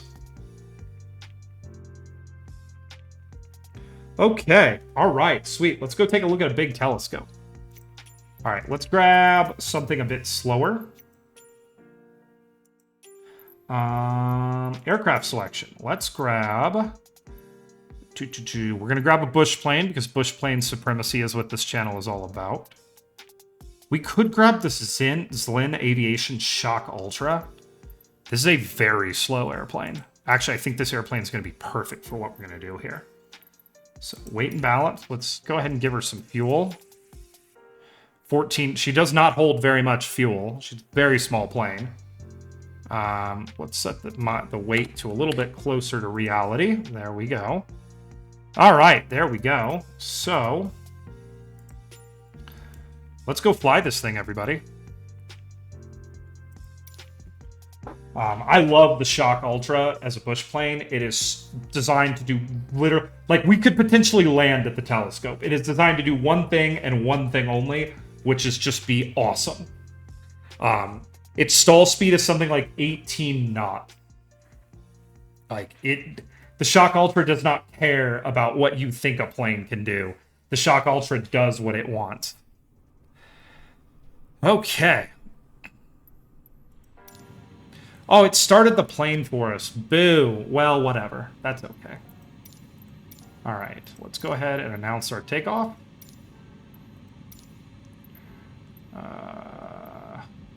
We're going to be departing to the west. Sierra Charlie Papa Alpha Traffic Savage Alpha Sierra X-Ray Golf Sierra, taking off runway 19er west departure.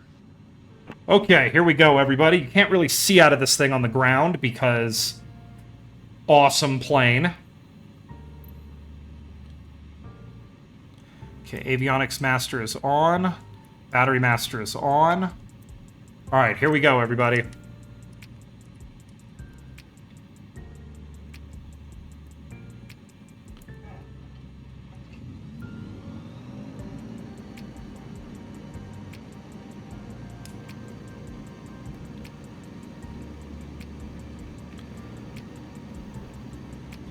Here we go.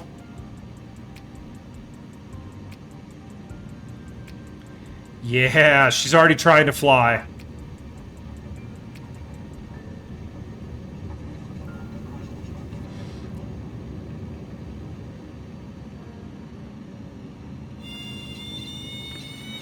Oh crap! Oh crap! And we're gonna die! Oh, okay, we might be a little bit high up. Let's try to restart that flight and see what we can do. I want that dollar, NORAD. I want that dollar.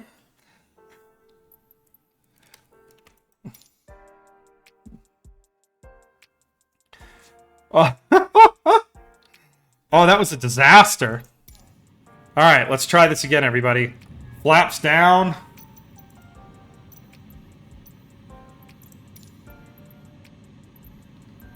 Okay, we're going to depart west. Sierra Charlie Papa Alpha Traffic Savage Alpha Sierra X-Ray Golf Sierra, taking off runway 19er west departure.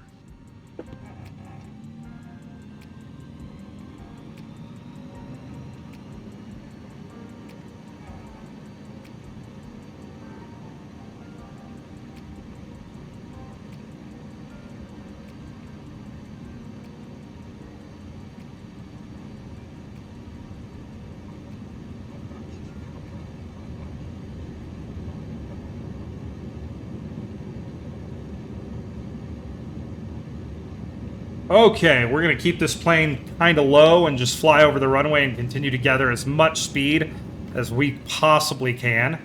Because this is a very little plane, and I forgot that. Alright, we are up. Heck yeah. Okay, let's go ahead and bring our VFR map up here. We're going to have to use it to fly. Because we don't have a, like any sort of navigation in this plane. This is not that kind of plane. This is the type of plane you navigate on your phone in, or an iPad. So we'll just pretend that I brought an iPad up here with me.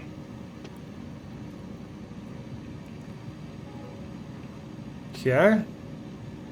So let's go ahead and start our turn. We should be able to climb pretty quickly here. It sucks to stall after talking about how this plane basically doesn't. But, you know, I was being a little rough on it. That was a pretty aggressive takeoff, and I kind of misread something on my my gauges there, and I thought we were going faster than we were. So, I had to shut down, or I thought I could pull back on the throttle, and that was not true. But yeah, this is the Zlin Aviation Shock Ultra, and it is a awesome plane. When I come in to land later in this flight, you'll get to see just how unbelievable this plane is when I'm not stalling it and crashing it. This is the type of plane that, like, you don't have to be that wealthy to own. I mean, it's pretty, what's the word? It's pretty basic. It's a very basic plane. And as you can see from the instruments, I mean, there's still room there for some nice instrumentation if you wanted to rock, like, a G3 or a G800 or something, like avionics setup. I forgot what it is. One of the Garmin ones. It's, you know, fully set up to have that sort of awesome stuff set up for it. All right, there it is up there, folks. That's where we're going, up to that telescope. I'm just going to keep us trimmed up nicely and just keep climbing.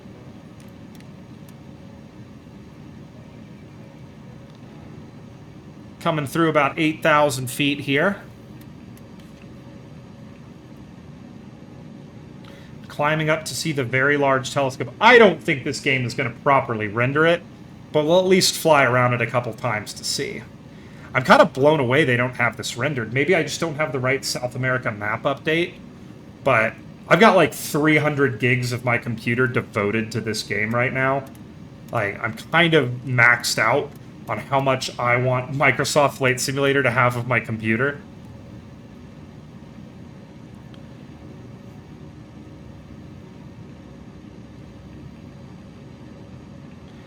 Yeah, and there's no... This is a fuel-injected craft, so there's no mixture to worry about. The prop, there's not a constant speed prop on this craft, so you don't worry about that. There is a throttle and a stick. That is all this plane is about, and some flaps. Like, there is very little to worry about in this airplane. As you can see, it is an extremely basic craft. No autopilot to speak of. Just flying. That's what you do with the Shock Ultra. You just fly. Alright, it's up there on the hill. So we're just going to keep climbing. Keep that vertical speed up at about 500 feet per minute. And just keep flying as we circle the telescope until we can get up to it. It is a really, really, really fun plane to fly, because it's, like I said, it's all about flying. There's no distractions, there's nothing like that. You just fly the plane. Nothing too fancy. Alright. It appears that Microsoft Flight Simulator just renders the very large telescope as a selection of just nondescript buildings.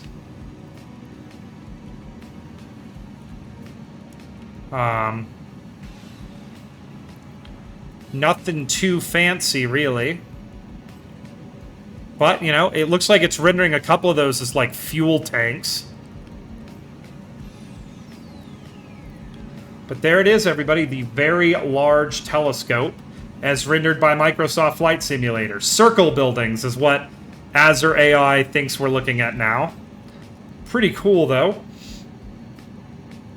Alright, let's go ahead and turn back towards the airport. You can see actually another facility here, probably another telescope over here.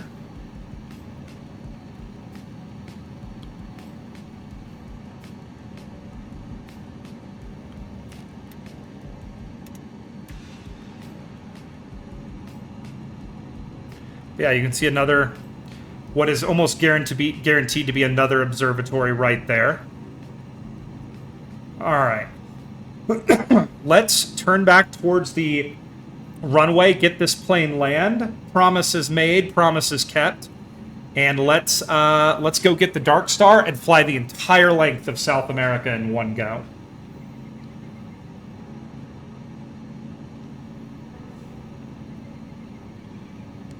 Okay.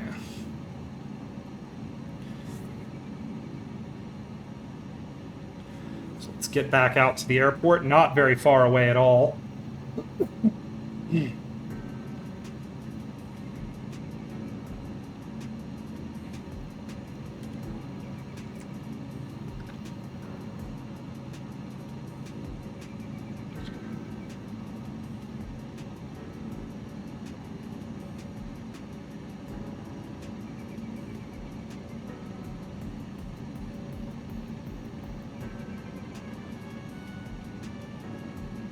Alright. There's our airport right down there. Fart. Alright, let's go ahead and line up for landing here. I'm going to throttle up just a little bit to get us... We'll do a nice long approach too, so I could really bring this plane down to its you know, super low bush landing speed and kind of show off a bit. Don't want to crash again. That was a little embarrassing.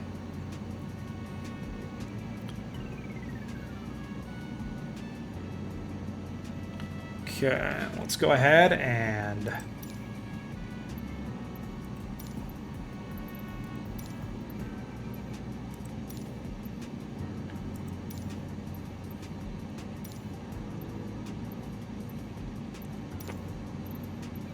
Okay, we're setting up on our downwind leg. And...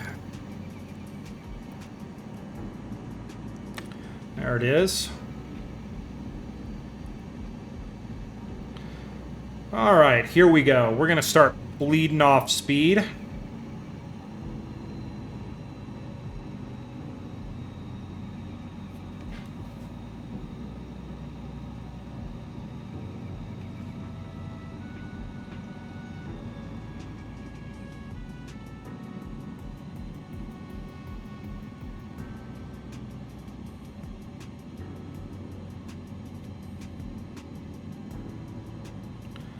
Okay, here we go. Just bleeding off speed in this turn here, so we can get the flaps down. Now, the speedometer here, the airspeed indicator, is in, it's very important to tell you, it's in kilometers an hour. So, we're going to come past 100 kilometers an hour here. We're going to go, we're going 62 miles an hour. Its lowest speed that you see on there before there's stall is 40 kilometers an hour. You can do the math. That's a little under 30 miles an hour. Okay, so we're just gonna pop our flaps down. Tons of drag there.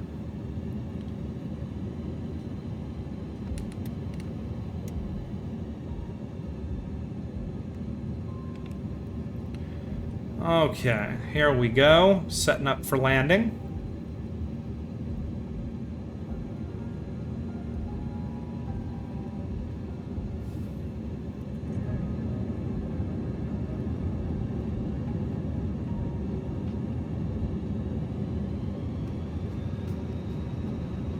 Okay, about 60 kilometers an hour now, and we are just crawling along.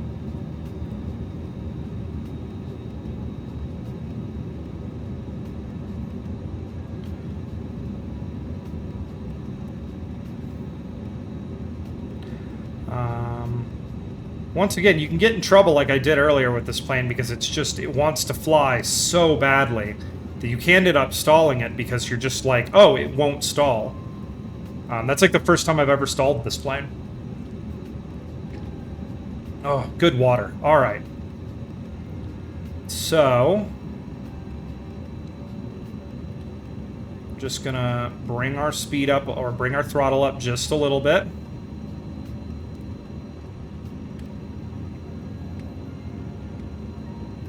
I actually also really like flying this plane because it trims out so well.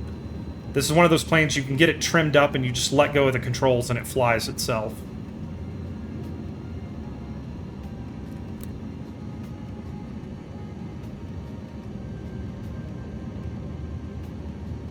But yeah, just kind of showing off here just how slowly this plane can fly. It's amazing. We are set up to land here. Little bit of a crosswind, it looks like, but that's okay. Not too hard to land on.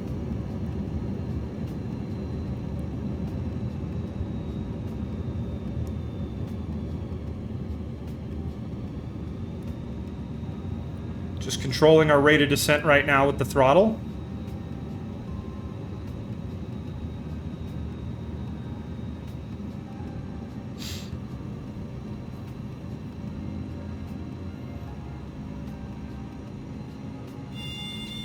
Whoa, riding the horn on the way in, and we're stalling, and we're going to come down pretty quickly. Nope, I saved it. She's going to crash, and we're crashing, and we're crashing, and we're dead. Gosh darn it. Well, we saw the array. God dang it. $2 to slam into the tower. Sorry, I was focusing there for a second, NORAD. I didn't quite see you, but yes. There we go. I have died twice in that plane. It is not a high-altitude plane, not like I normally fly. Can't believe I crashed twice. Unfortunate. All right, everybody. Now we're going to fly at the request of NORAD. We're going to fly the length of South America really quickly. So let's go ahead and grab the Speedy Boy. Where is Speedy Boy? Also, we need to fly this thing eventually, the Pelican. Also, we need to fly the Hercules, because that's a cool plane. All right, let's grab the Darkstar. Let's get our weight and balance. We want a full tank of fuel. Okay. Let's close that really quickly. I need to go to the home and check where are my options. Boom. Let's go to my options here. And I need to check for control options. Boom. Okay. Boom. Toggle afterburner. Okay, joystick button 8, which I don't remember. Oh, okay, it's this top one. All right, sweet. We have our afterburners set up. Good. Afterburners are key for the Darkstar. All right, let's check it. Good. All right, world map.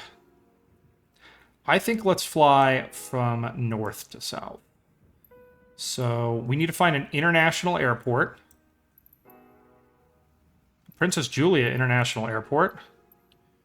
7,000 feet of runway. I think we can do that. I think we'll be okay with that.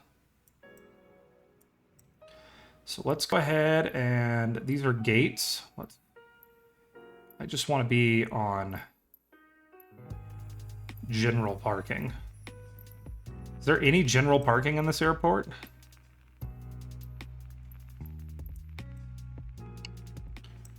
Okay. Is there any ramp parking at this entire airport?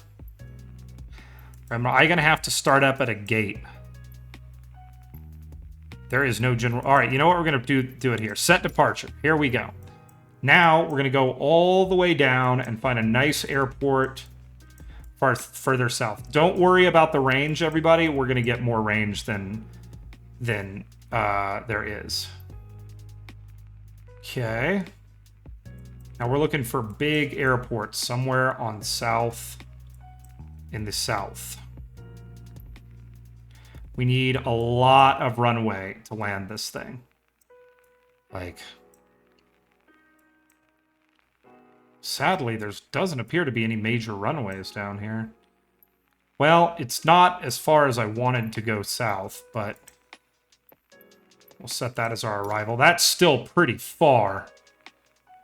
Yeah, I think it'll take 39 minutes at max speed. So, you know, we'll get there. So, let's go ahead and get it taken care of.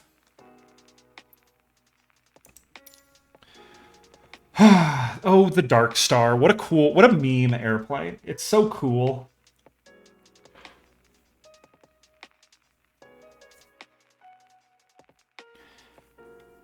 Good song, too.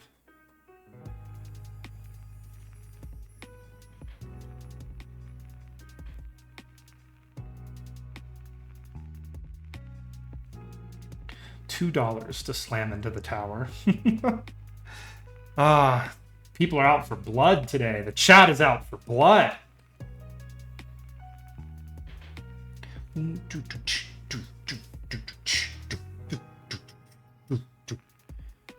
All right, here we go. Oh, it is a foggy day. That's all right. We're going to fly above it all. Beautiful airport in the Caribbean. All right, here we go, everybody. Get everything closed up now. All right. Let's start her up, folks. This is one of the coolest parts of the Darkstar, is starting it. So we need to find our battery master first, and I sometimes can't find this. Okay, beacon lights. Okay. Okay, I need to find our battery master switch. Battery on. Here we go.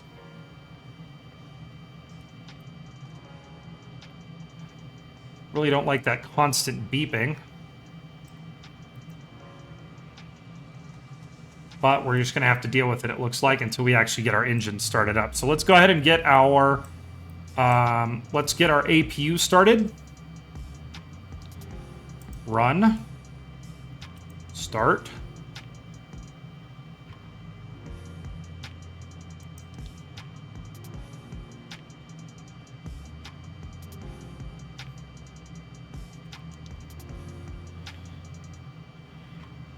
Okay.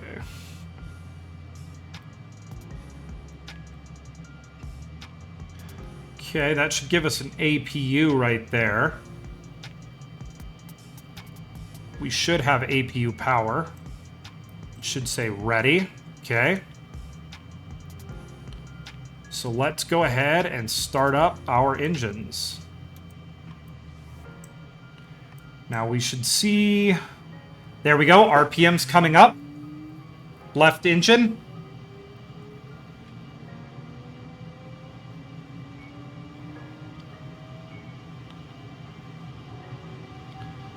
Exhaust gas temperature is beginning to spike up. Okay. Let's get our generator on that one. Okay, start, set to start. Starting engine, our right engine. Let's get everything turned on here. Let's get our beacons on. We will be turning our beacons off once we are in flight because they retract into the aircraft. Okay, engines are on. Let's get a generator on that one. Generators are on, so we are charging our fuel cells right now because these generators will not produce power when we go into scramjet mode. All right.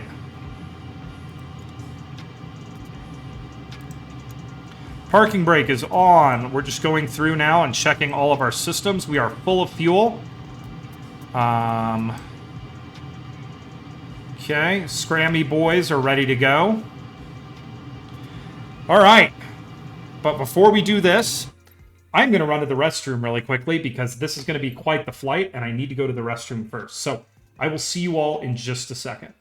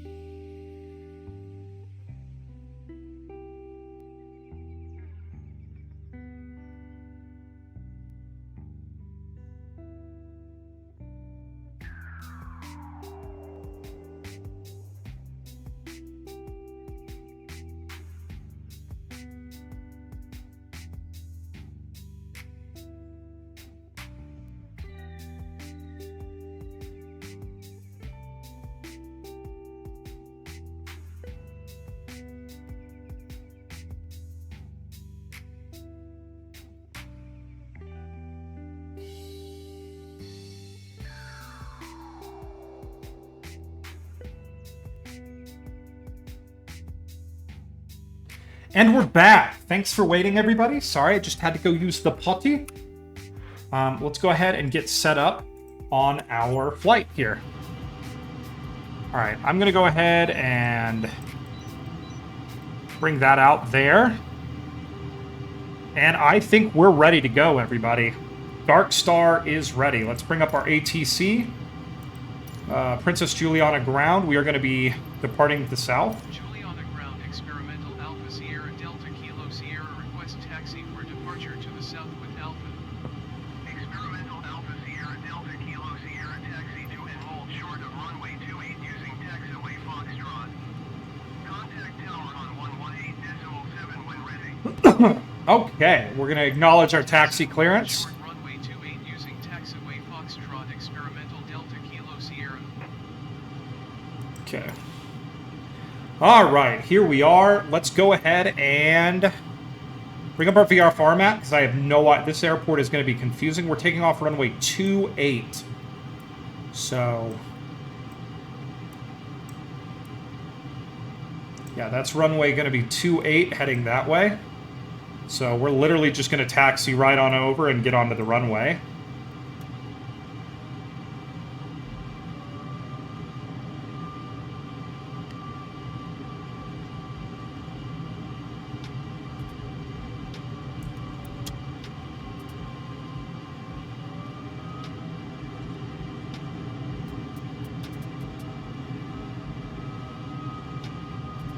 Here's some vans parked on the runway because Microsoft Flight Simulator. Okay, let's go ahead and tune our tune to Juliana Tower Experimental Alpha Sierra Delta Kilo Sierra ready at runway 28 departure to the south. Experimental Alpha Sierra Delta Kilo Sierra wind tree flight 4 at 7. Departure to the south of route. I mean, there's a plane sitting on the runway, game. I can't go onto the runway if there's a plane sitting there. And there's vans on the runway. All right, well, screw it. We'll go for it. We're just gonna have to do a short takeoff on a plane that is not designed to do so. Yes, I heard your last transmission, and it was craziness. Cleared for takeoff runway 28 Experimental Delta Kilo Sierra. That is not a lot of runway for this airplane. But we're going to try it anyways. All right. Here we go, everybody. Full throttle. Afterburners on. Juliana Tower Delta 18869 at Bar to Kennedy ready to copy. Delta 1886 is cleared to Kennedy Airport as filed. Takeoff runway 28. We're up. Maintain 10,000 feet. Landing gear coming up. Your frequency is 128.905 squawk 4402. Experimental Delta Kilo Sierra continue for south departure. Delta 1886 cleared to Kennedy Airport as filed. Takeoff runway 28 climb and maintain 10,000 feet. Departure on 128.905 squawk 4402. Experimental Delta Kilo Sierra leaving my airspace frequency change approved. Delta 1886 read back correct. Contact ground on 118.7. Good day. Juliana Tower Experimental Alpha Sierra. Okay, we're just coming about here Frequency change. to get lined up to our vector heading south. Delta 1886 request. And then we're going to begin our supersonic and hypersonic transition.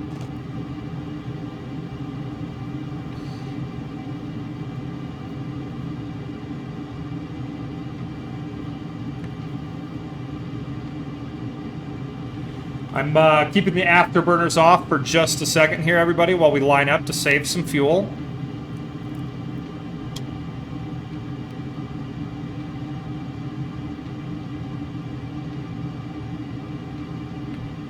Okay, here we go.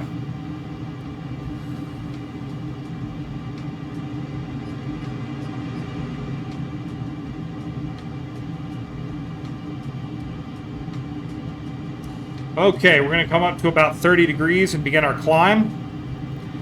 And we want to get up to about 30,000 feet, where we're going to do an invert. We're going to invert, roll over, and at that point we will begin supersonic transition. And then we will, climbing back out up to altitude, we will do our hypersonic transition.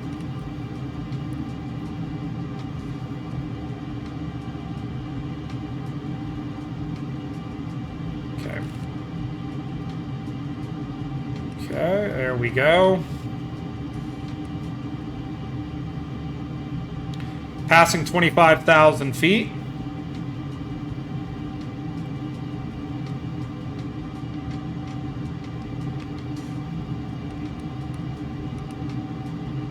$30,000. Here we go.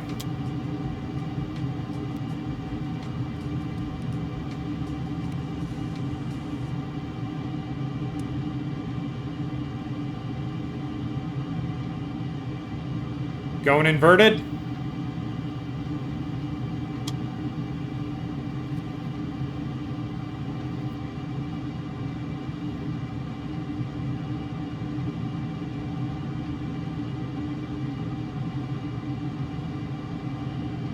Really quickly, I want to see if my afterburners are on. Yep, they are on. Sweet.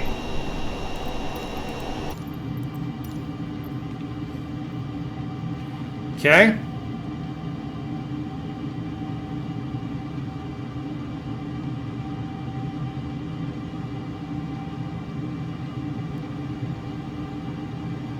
There's Mach 1. So there's our supersonic transition. We're coming down a little bit fast. So I'm just going to pull up ever so slightly as we turn towards our actual vector here. Come on, girl.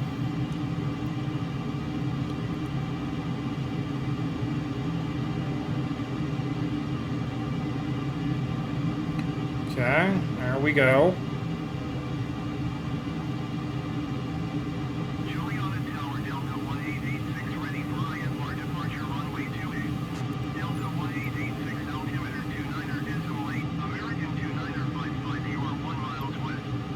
Okay, let's start pulling up here.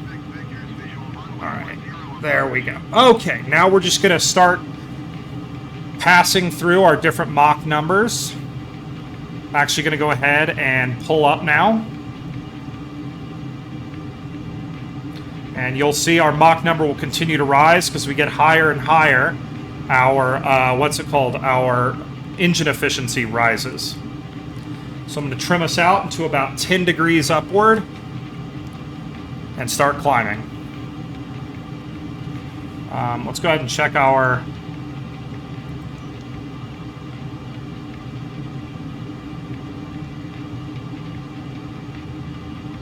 So we need to get to about Mach 3 to Mach 4 to do our scramjet transition.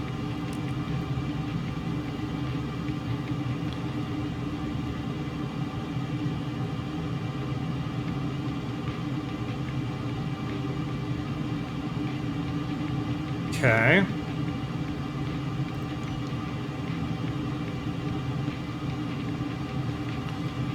Okay.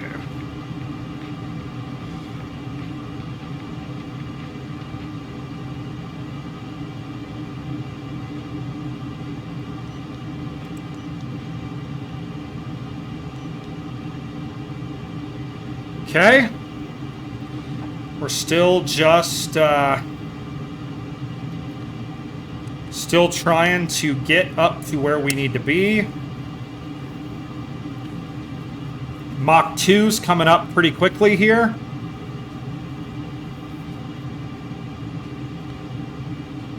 All right, that's Mach 2.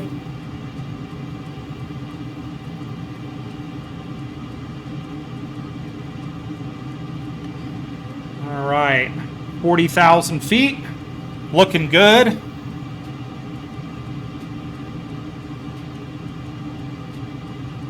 Okay.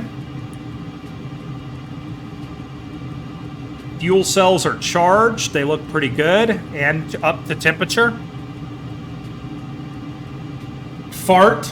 Thank you again for that lovely, what's it called? Commentary, NORAD. Hey, NORAD, by the way, this one's for you. We're doing the thing for you.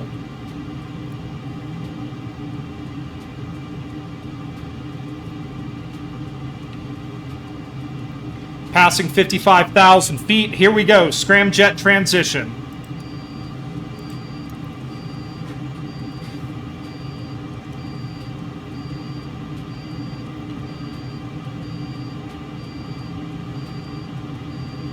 Scramjets are heating up. Doors are closing. Let's get our... Here we go.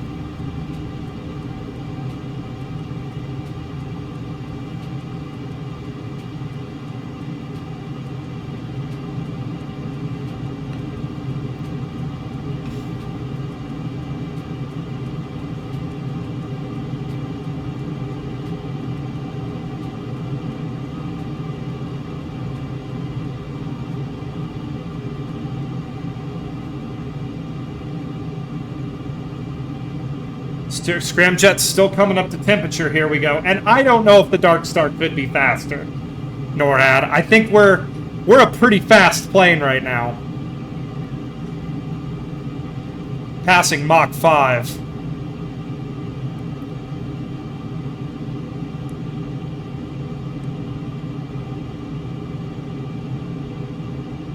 Mach 6.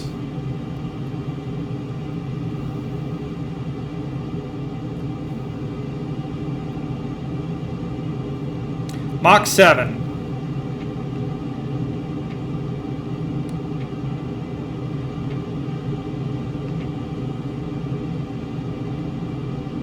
Mach 8.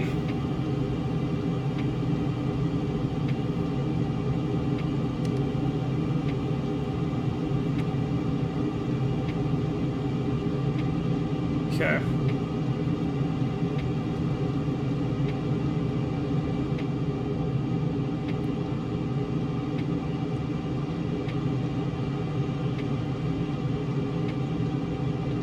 Okay, 99,000 feet. We're heading up to 115 where we'll cruise.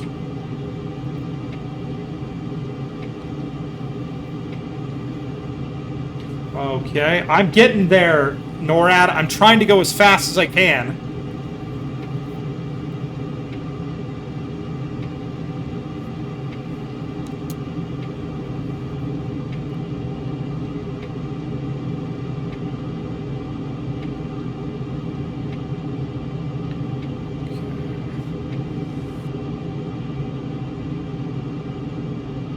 Oh, well, that plane would be, that plane is very far below us and probably thinks we're a UFO.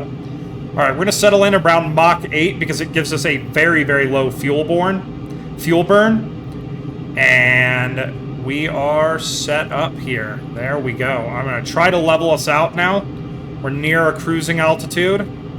But when she gets really twitchy with the trim at this speed. All right. We're flying. There's the coast of South America, coming up really, really fast. And just in case anybody wants to see, there we are, everybody.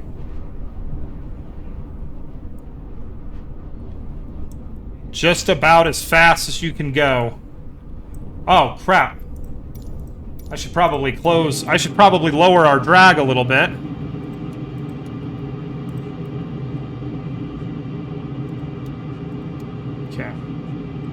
There we go. Now let's take a look at it. There we go. She's cleaned up. Forgot to close or turn off all the beacon lights and everything. But yeah, look at her go. She is trimmed and happy. Whoa, yeah, when you get behind the engines, you can hear the supersonic boom. Oh, ah, look at him go. You could run faster? I doubt it. Passing 130,000 feet. Like I said, we want to actually trim to level flight here. Let's see if we can get trimmed down here a bit.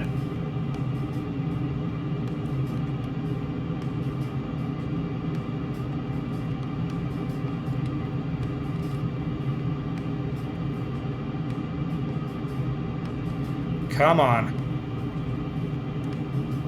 Come on. There we go. Alright, can I toggle this yoke off? Yes, I can. Sweet. Alright, we are flying. We're doing great. Everything's activated. And we are pulling hydrogen out of our tanks. And we are screaming along.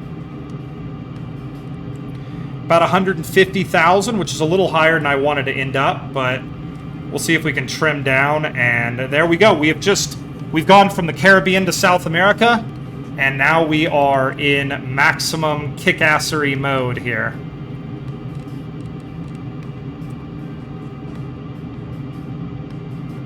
Okay, there we go. Come on, trim down. Trim down. There we go. She always wants to go upward, this plane.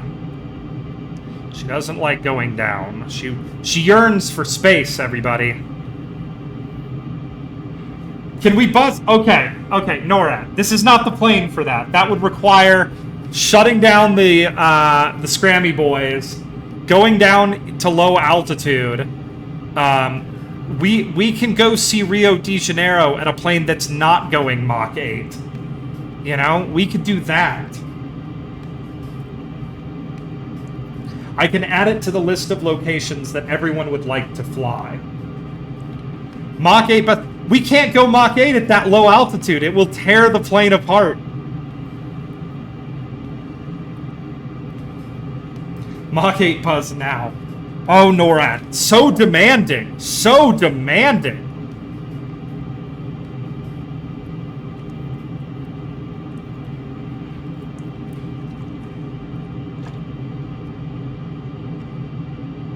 Just use my willpower to have the plane not rip apart. I don't know if that's how it works. This isn't Dragon Ball.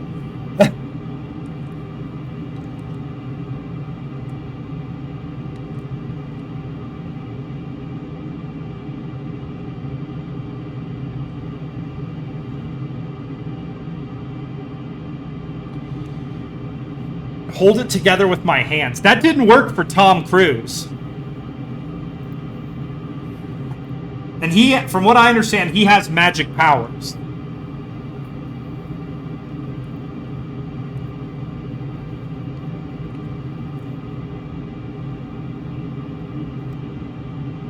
But yeah, we are cruising across the South American continent at an obscene speed.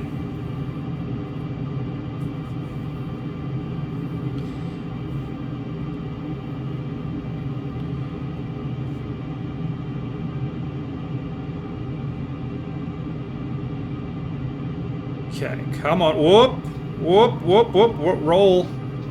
Oh, she got a little crazy there for me for a second. Come on, stay with me, plane. God, this thing is so hard to fly.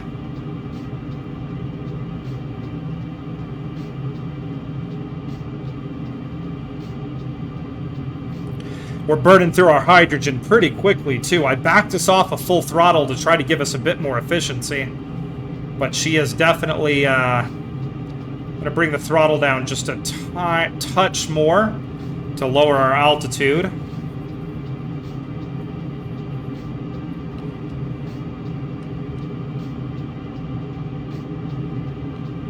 Okay, we're... Whoa, come on.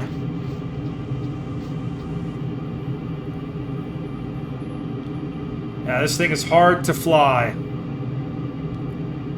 Okay, I'm bringing us back down to about 120,000, which is where I wanted to cruise at.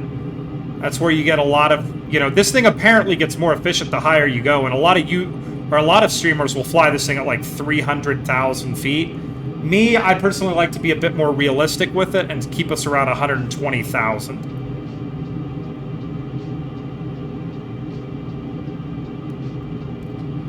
Okay. Buzz now. NORAD, we will die. Mach 8 buzzes aren't a thing. We will die. Realism be damned. Also, you know that, like, it doesn't really turn, right? Like, despite what the movie told you, this thing doesn't really like to turn. You'll die. I'm still in Texas. Okay. Well, I'll have to buzz your house one of these days. I'll hypersonic over Texas one of these days. Also, the Scrammy boys don't work at low altitude. They need specific air density to actually work.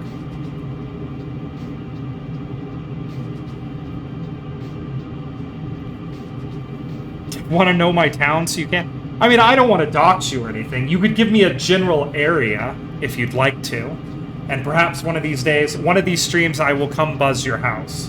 Or at least your town. But, you know, probably after this flight today, I'm going to call this stream a day, because I've been streaming for... It'll be well over 3 hours before this stream is over. And usually my flight sim streams, I like to keep to between 3 and 4 hours. But do tune in tomorrow, too, because I will be doing, I think, an Eve Mega Stream Part 2. Part 2. If you will. Part 2.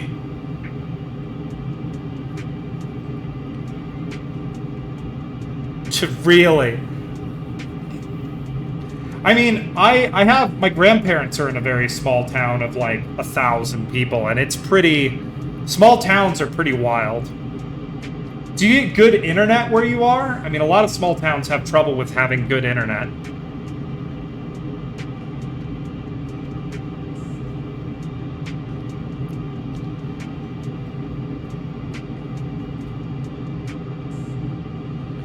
$310 people live in your house. Or not in your house, in your town. That is amazing. That's so little.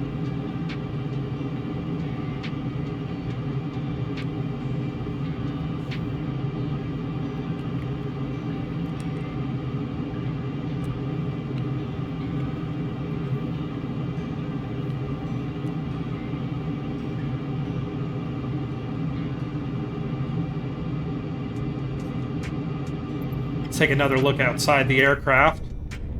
Oh yeah. Boom! So cool.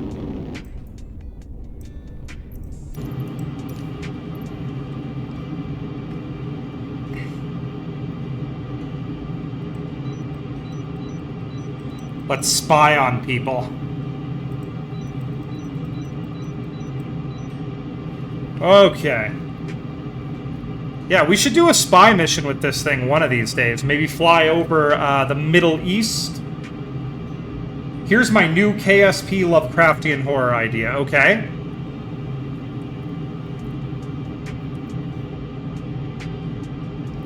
Gilly is made of living meat. I don't know if NORAD, you ever saw it, but my Gilly mission was a disaster. I couldn't, like... My Kerbals would take big steps and fly over the area that I was trying to put all my my scientific equipment at. It took so long to, like, actually get all my equipment set up, put a flag down, get back to the spacecraft, because any movement nearly threw the poor Kerbals into space. It's alive. And hungry. See, my thing is I would just deorbit Gilly into Eve if that was the case.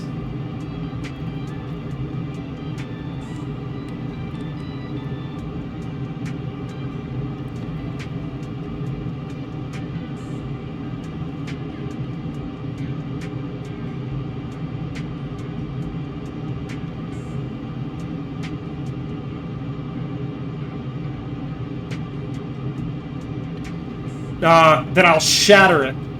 I'll slam a spacecraft into it at a percentage of the speed of light.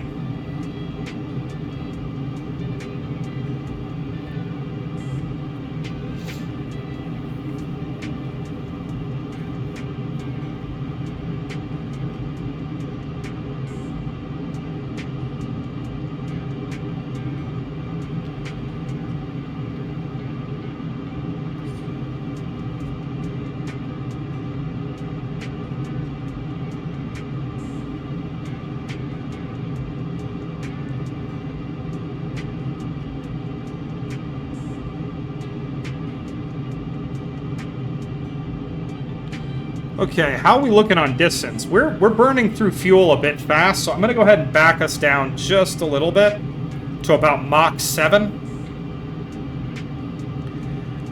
With the goal being to try to save just enough fuel to get us here. Because I know this thing gets obscenely efficient at lower throttle. Eve was containing it. The power of the purple, or the power of purple was keeping it from escaping. I mean, that's very Lovecraftian. That though, you have to, what you'll have to do is you'll have to have some kind of cult that is trying to awaken it by playing with powers that they cannot possibly understand. Okay, we're getting a bit low here, so we're gonna gently pull up. Come on. Come on.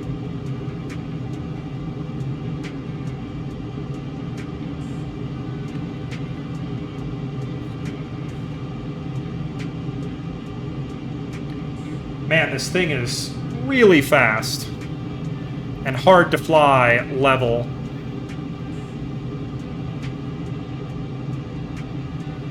You were playing with the powers by landing on Eve and disturbing things from time immemorial. Hey, well, I haven't put Kerbals down on Eve yet. You know, the Kerbals' minds will not, they will not go mad quite yet.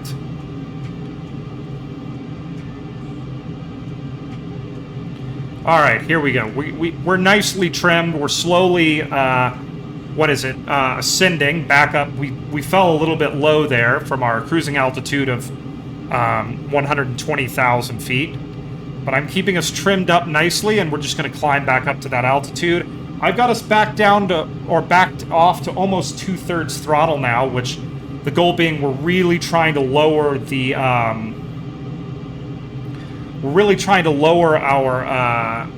fuel consumption here so that we can get down to where we're going. Only about 1,800 miles to go now. As your colony upon the purple planet expands, ancient words and old curses will break, and Gilly will be able to break free. I would play that mod. Alright, come on. Trim upwards, you thing. Gosh darn, dadgum, first she didn't want to keep her nose down, and now she won't keep her nose up.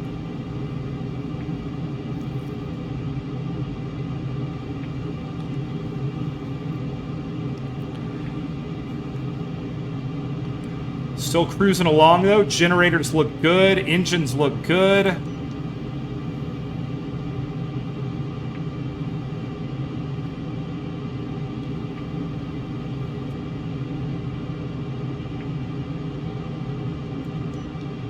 Ground speed is still 4,000 knots.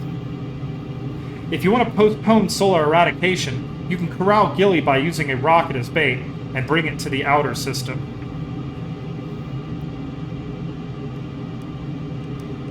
It's very imaginative, that's to be sure.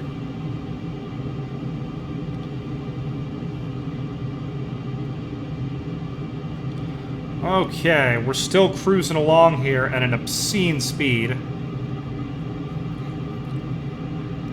Batteries are looking good. Fuel cells are looking good.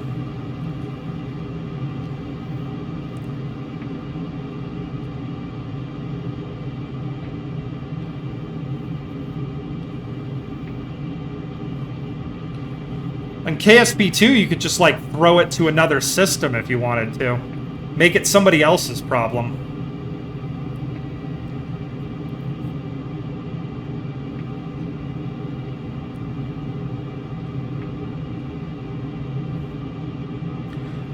Okay.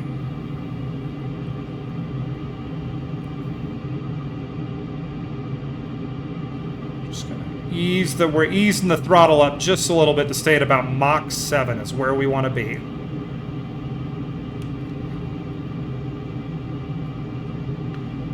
There we go.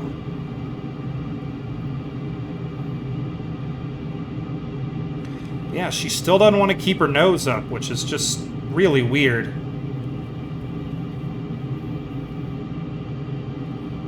And it's basically a space god instead of an asteroid. I would kill Gilly and then mine its extra-dimensional body for new materials. Okay, we got about 1,600 nautical miles to go. We are very quickly getting back up to our... We're back up at our cruising altitude of 120,000 feet.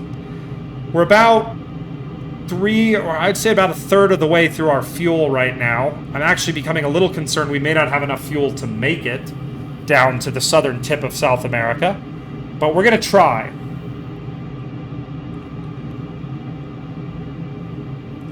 Still trying to trim into level flight. This plane is very difficult to get to fly level.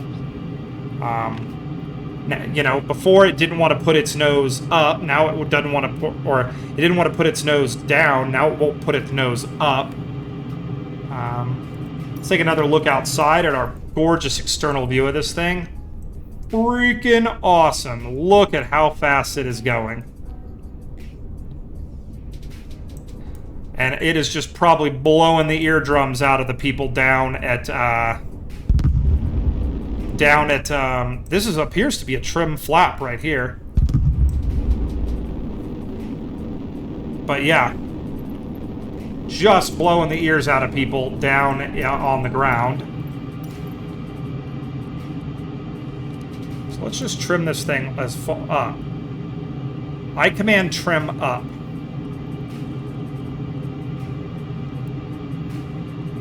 I wish there was a trim display somewhere in here that would display what my trim was to me.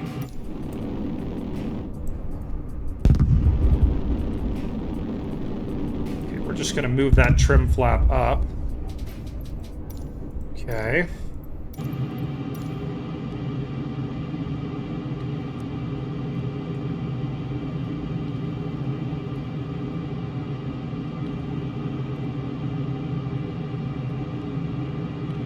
Okay, now it won't trim down. Oh, darn, Darkstar. As your drill penetrates its skin, a consistent thumping is felt. And then it's alive again, because the plot needs it. Well, then I'll kill it again, as many times as the plot requires.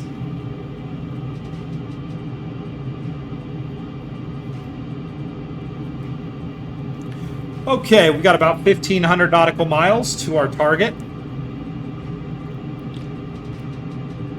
Still cruising along at absolutely at maximum speed.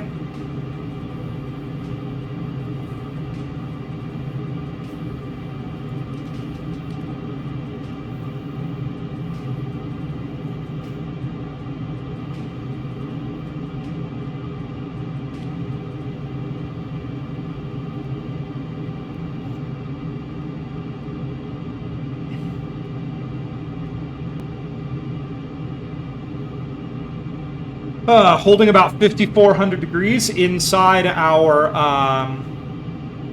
scramjets right now. Scramjet doors are open at 100%, and we have pulled all power away from our turbines.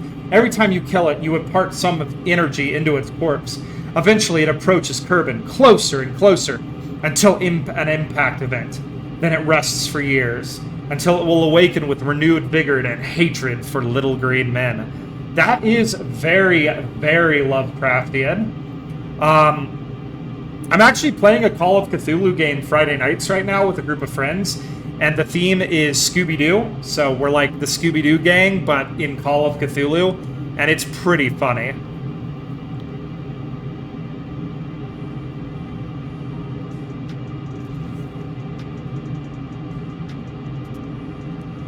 Okay. 1,400 miles to go, everybody. We are getting there. Slowly but surely. Oh, hang on, real quick. I've got to allow mild cursing, because we're all adults here. Then you have to install from the dimension it came. I will build a missile. A nuclear-powered missile that will strike at the heart of that abomination.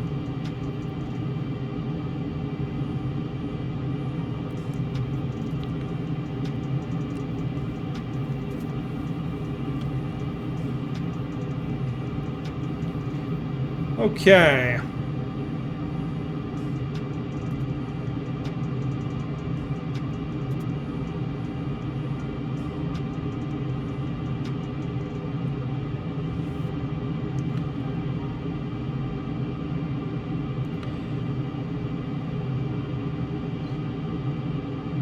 "1,300 nautical miles to go. Herbals haven't discovered fear yet. The VAB will be used to contain it. I don't think Gilly would fit inside the VAB. Perhaps the creature living within Gilly would fit inside the VAB.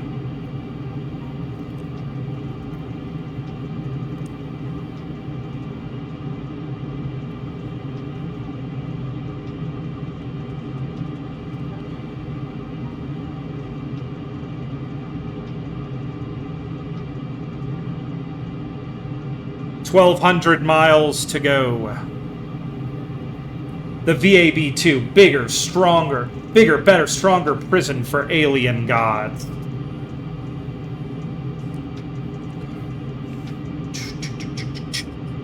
We're getting there, folks. We are getting there at high speed.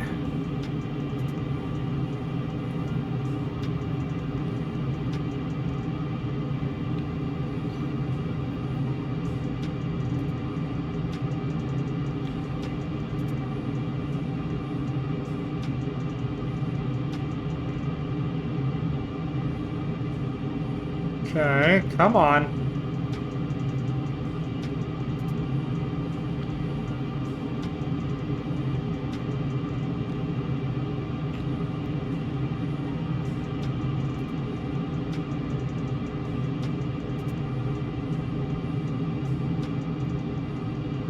All right. Jeb has to kamikaze a fighter jet into the Gilly creature, whom I'm going to name Gilligan for short, to damage it enough for transport. You can't kill... Gilligan couldn't kill Jeb. Jeb is eternal. Jeb is immortal. Jeb might be a god in and of himself.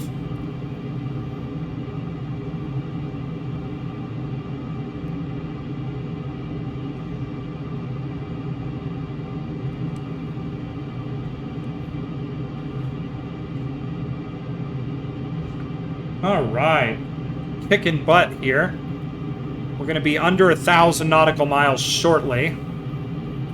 I'm sincerely and truly hoping that we are going to be able to, what's the word I'm looking for? Make it to where we're going. We're at about a half. Our hydrogen tanks are a little bit below half right now. Like I said, I backed off on the throttle.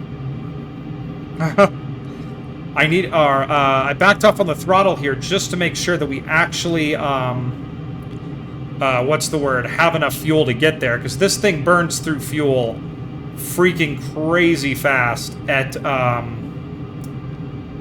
its max throttle. So we backed off just a little bit to try and save ourselves some fuel.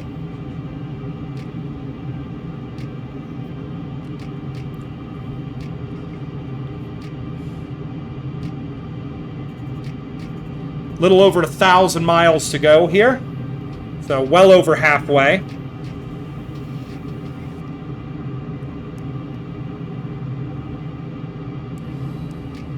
Should be able to see the ocean out there almost.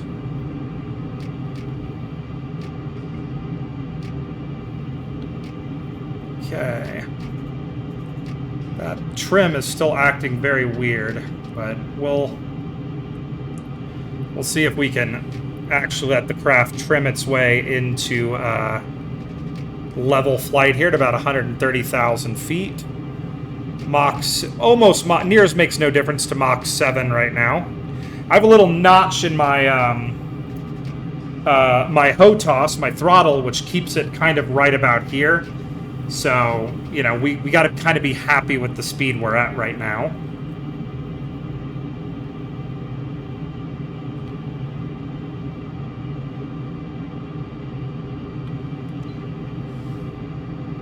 But yeah, just over 1,000 miles to go. Traveling very, very quickly. Our CG looks good. Fuel transfer is good. Everything's set, honestly, to almost basically be automatic. Did I turn my APU off?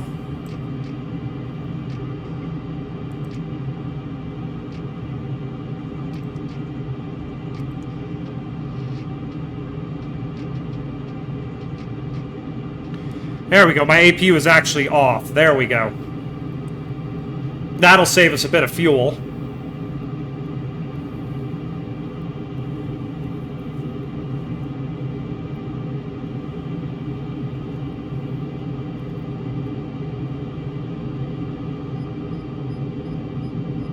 Whoops. A little too much G load there. Trying to get trim back to our stable altitude. Naming it Gilligan's Naming it Gilligan also lets me make the pun Gilly's Gilligan. I would murder the Gilly Gilligan. I would deorbit it. I would boost it out to the orbit of Joule, and then use the gravity braking effect of Joule to deorbit Gilly into the sun.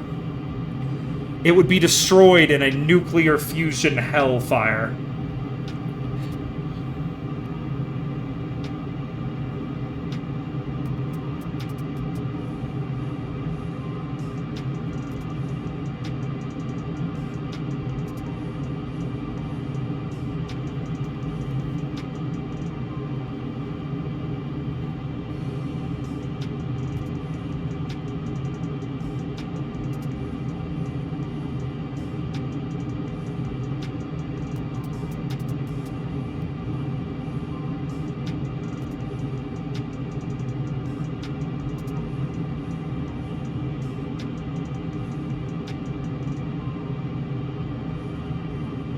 All right, we are just cruising along here.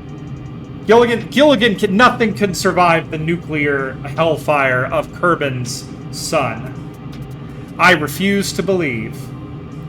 I believe not in the god Gilligan.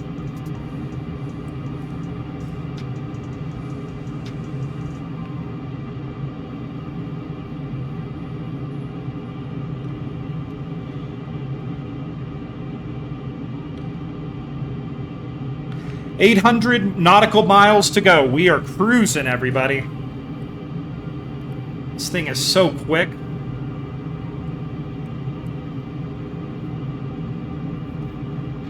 Now I have to land this thing. Now, I don't have the greatest history of landing this thing, everybody. Unfortunately, you know, we've had 2 crashes today already. And I would have to say that when I come in to land this thing, be prepared. A third is very possible.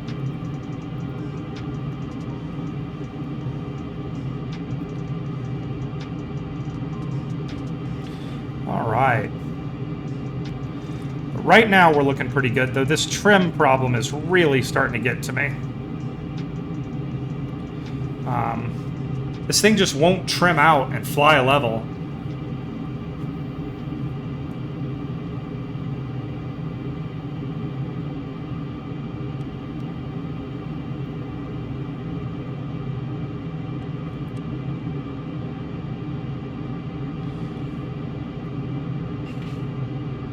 Okay, we've got about 750 nautical miles to go. Flying the length of a continent here. There is an international airport down there. He closed his eyes and he survived. I don't know if that's how that works.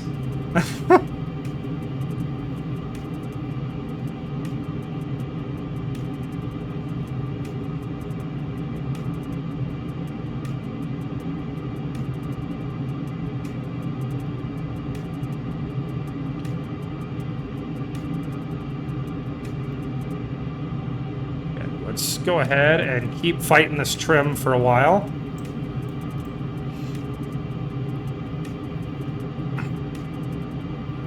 Come on. Gilligan called, and there was a response from beyond Duna. Ah, so there's going to be another one, another craft. Perhaps Dres is also a evil creature hiding in the depths of the Kerbin solar system. Dres seemed boring until it wasn't.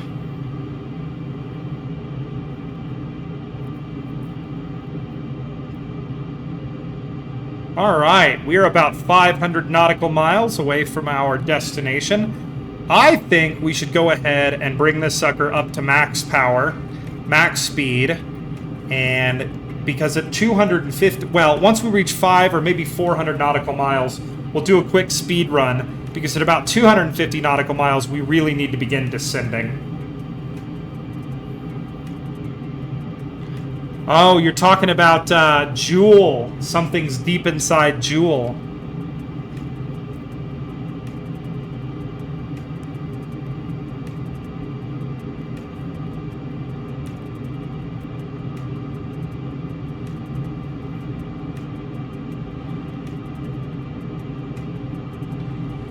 Come up to about Mach 7.7 here, because I want to get there. She's still trying to descend super hard on us, but I keep trimming her back up. Slowly, I hope that my obscene trim problem with this plane solves itself.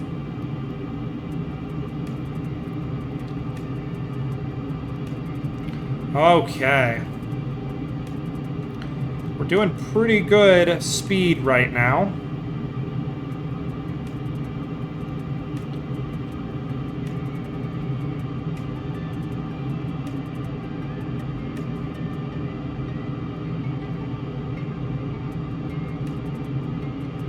Okay.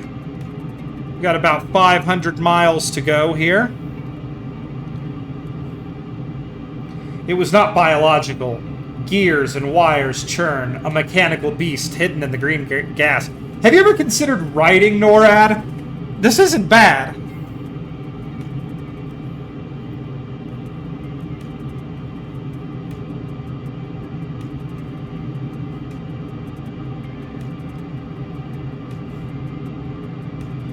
just under 500 miles. I think, yeah, 400 miles we'll throttle all the way up and do a quick speed run. See if we can see the mythical Mach 10 that this craft is supposedly capable of. I write like I'm writing the Bible. It's more of a list of things that happen in order. Interesting.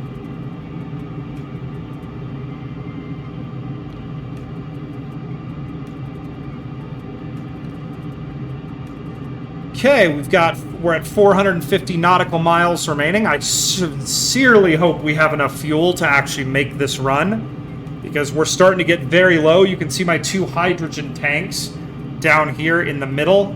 We are running pretty low on we're beginning to run pretty low on hydrogen.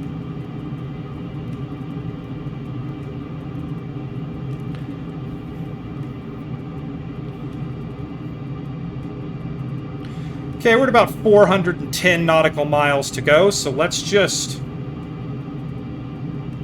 ease that throttle carefully up. Mach 8.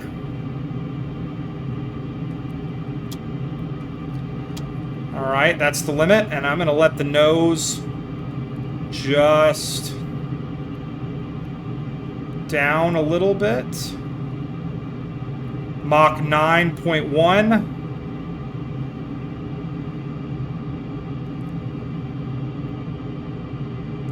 Mach 9.12. 350 nautical miles to go.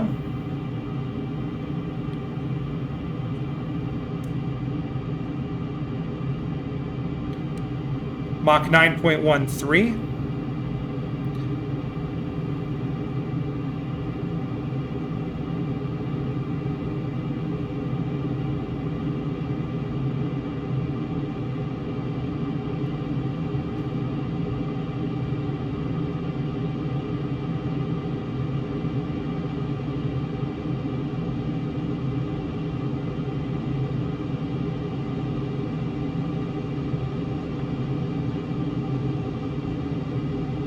Mach 9.2. The KSC was still unaware.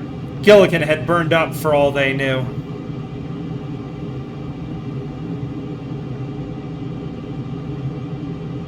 .3. 9.4.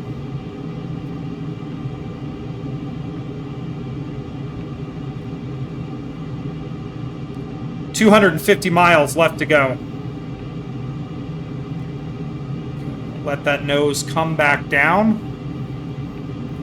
I think we'll be. All right, we're getting into deeper or much deeper air, everybody. So I think that'll be at Mach 9.4 is our max speed. About 200 nautical miles away from our landing. So what we're gonna start descending, and I'm just gonna bring this throttle back ever so slightly. And you'll see we're going to start very quickly losing speed.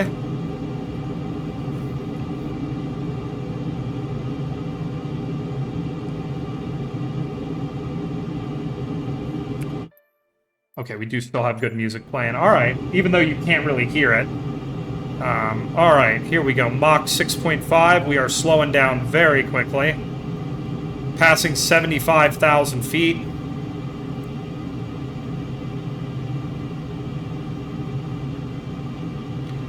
Passing Mach 5.5 as we pass through 65,000 feet. And I'm going to bring the throttle way back now.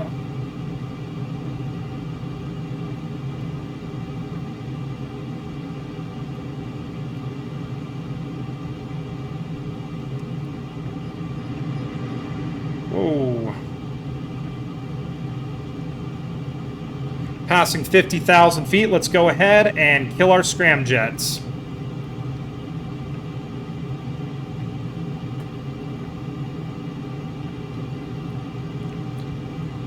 Engines are coming up.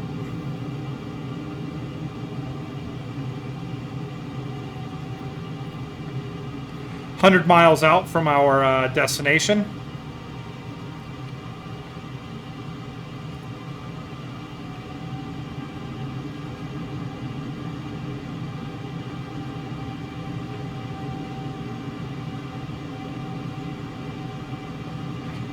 we're just going to settle into a nice supersonic flight here.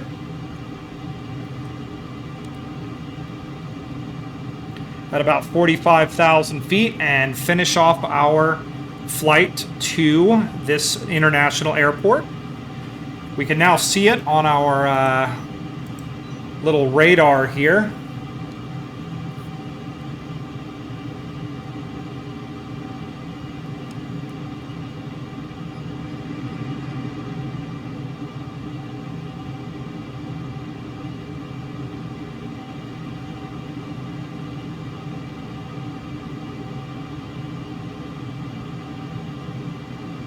About 108 nautical miles. We might be falling a bit short of where we wanted to go. I should have slowed down a bit later. But we are very low on our hydrogen, so we're going to have to just fly it out the rest of the way with our jet engines. I mean, we're still, you know, we're still getting there at a remarkable speed. We're going 3.5 times the speed of sound here.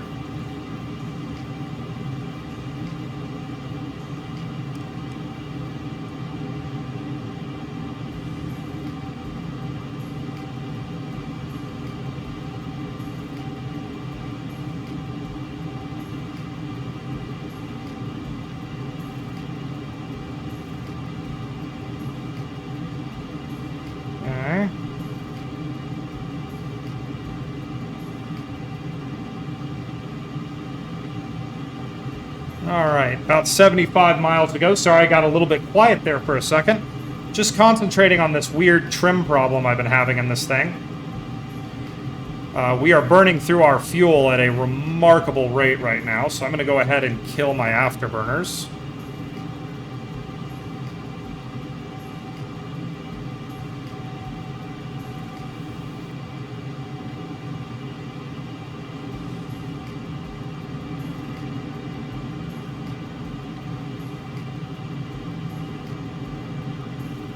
You did more of the funny, huh?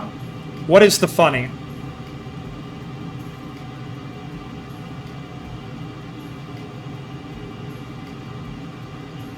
Whoa.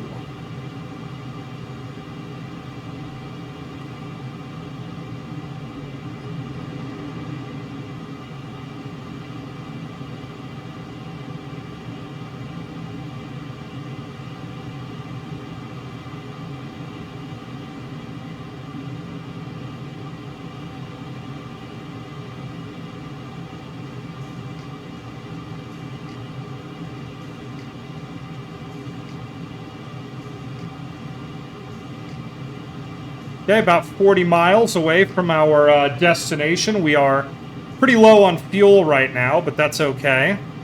So I'm going to go ahead and begin just... I'm going to completely bring this thing down throttle-wise, and we're just going to start gliding into our destination here.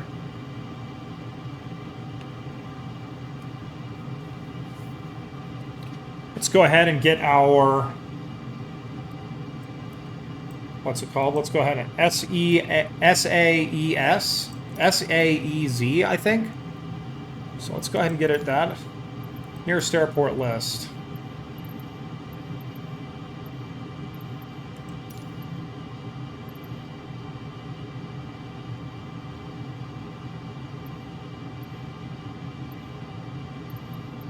Okay, well, we're just...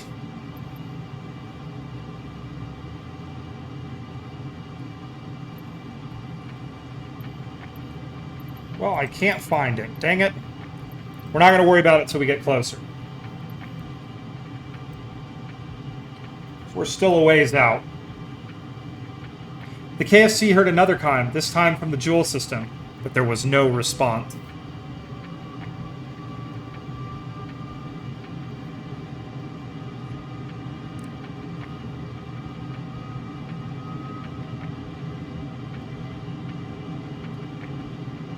About 26 nautical miles away from our airport here. So let's go ahead.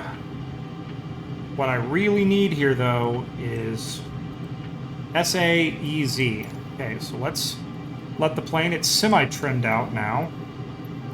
Nearest airport list, S-A-E, airport's farther from us. SA. There we go. Tune the tower. Request full stop landing. Experimental Alpha Sierra Delta Kilo Sierra Aziza Tower. Altimeter 29.8, wind 056 at 9er. Enter left downwind runway 35. Alright, they're going to put us... Acknowledge pattern entry instructions. Runway 35 experimental Delta Kilo Sierra.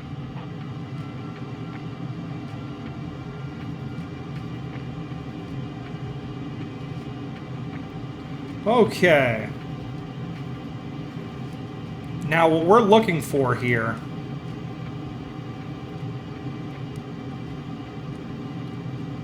is a nice place to set down.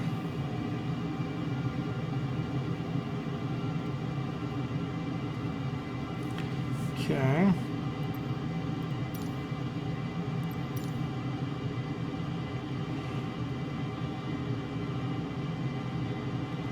Which runway are they bringing me down on? 3... Which runway did he want? 3-5. So we're going to have to come around to the south of the airport and set up. That's okay.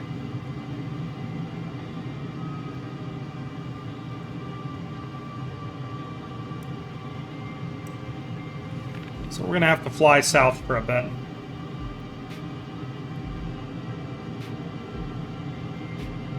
We are so close to being out of fuel, though. I'm very concerned about our fuel burn right now.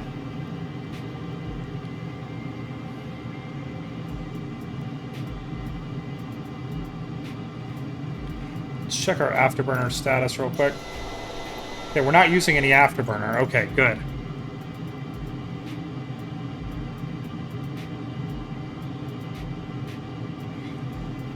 Just beyond Dres. They heard another, again without a response. They heard another.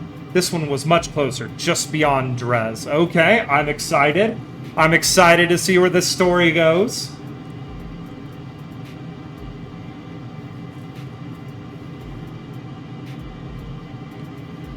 Let's check this airport. What is the altitude that this airport is at?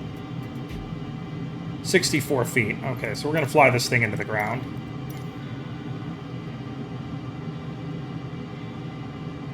Okay. Scramjet system off. Generators are good. Let's kick these. Let's get our fuel cells turned off.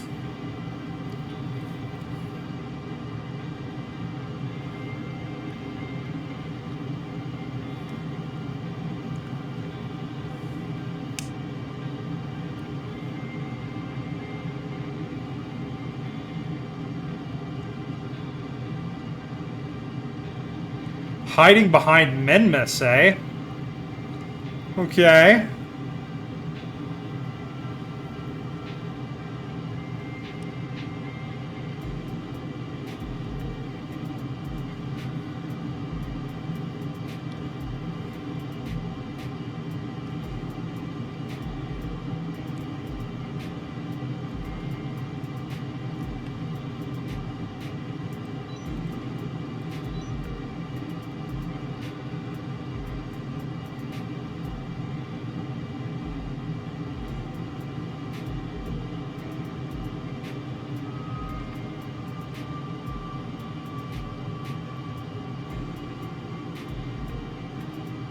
Okay, just a nice, gentle landing. We're slowly dropping our speed now as we come around the south side of the airport and line up for our landing. They wanted me to do pattern or something, but this is not a pattern type of plane. Oh, hey, what's up, Nick? Yeah, this is the Darkstar. Yeah, from Top Gun Maverick, basically the SR-72. And we are just finishing a flight where we flew the entire length, almost the entire length, of South America in about 40 minutes. So I'm going to try to land this thing now. So you came in at just the right time, because this is probably the time where you're most likely to watch me crash.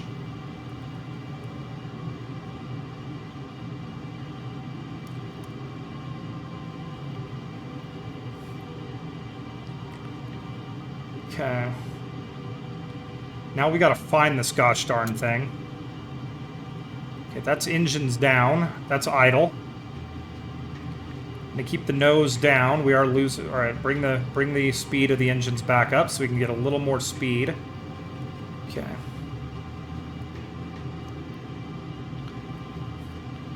I definitely want to keep my nose down, keep my speed up. Got 11,000 feet to go down. We need to be going down pretty quickly here. And we're going to start looking for our runway here in a second. I do not know where our runway is. Okay, just off the nose, apparently. Okay, here we go. Let's go ahead and drop our speed even more. We're angled down pretty good, so we should just be gliding now at a pretty high speed. Okay. And we're going to line up on runway 35. Let's go ahead and announce our final.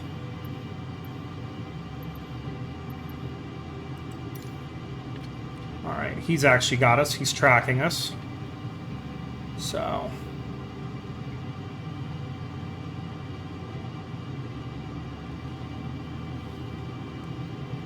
yes, Nick, or just Nikki. Nikki, we are being regaled... Cleared to land runway 35, okay. We are being regaled of a story of, how do I put it? Herbal Lovecraftian horror by NORAD right now. Dude, I heard you, bro, but right now I got bigger problems. Cleared to land runway 35 experimental Delta Kilo Sierra. Okay, there's our runway. I really don't want to have to do a turn this quick into the runway, but we're going to have to. So...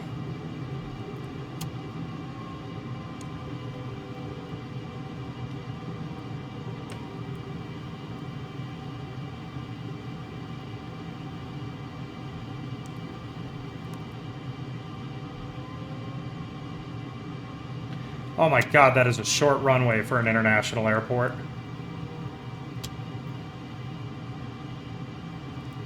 Okay. Here we go.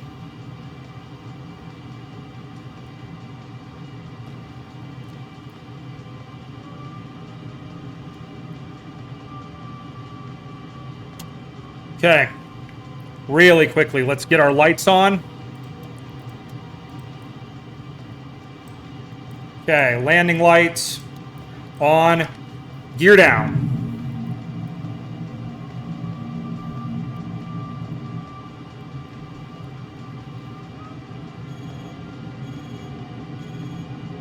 Nearly stalled. Woo! We are not lined up in the slightest.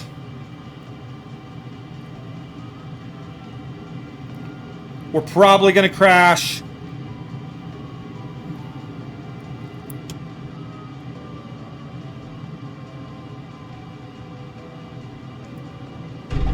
Ah! Well, there we go, everybody. I should have gone around. Just not a great landing, but we've crashed a bunch today. Let's head back to our main menu. Boo. Boo, I say. Too high descent speed. We just crashed her into the ground.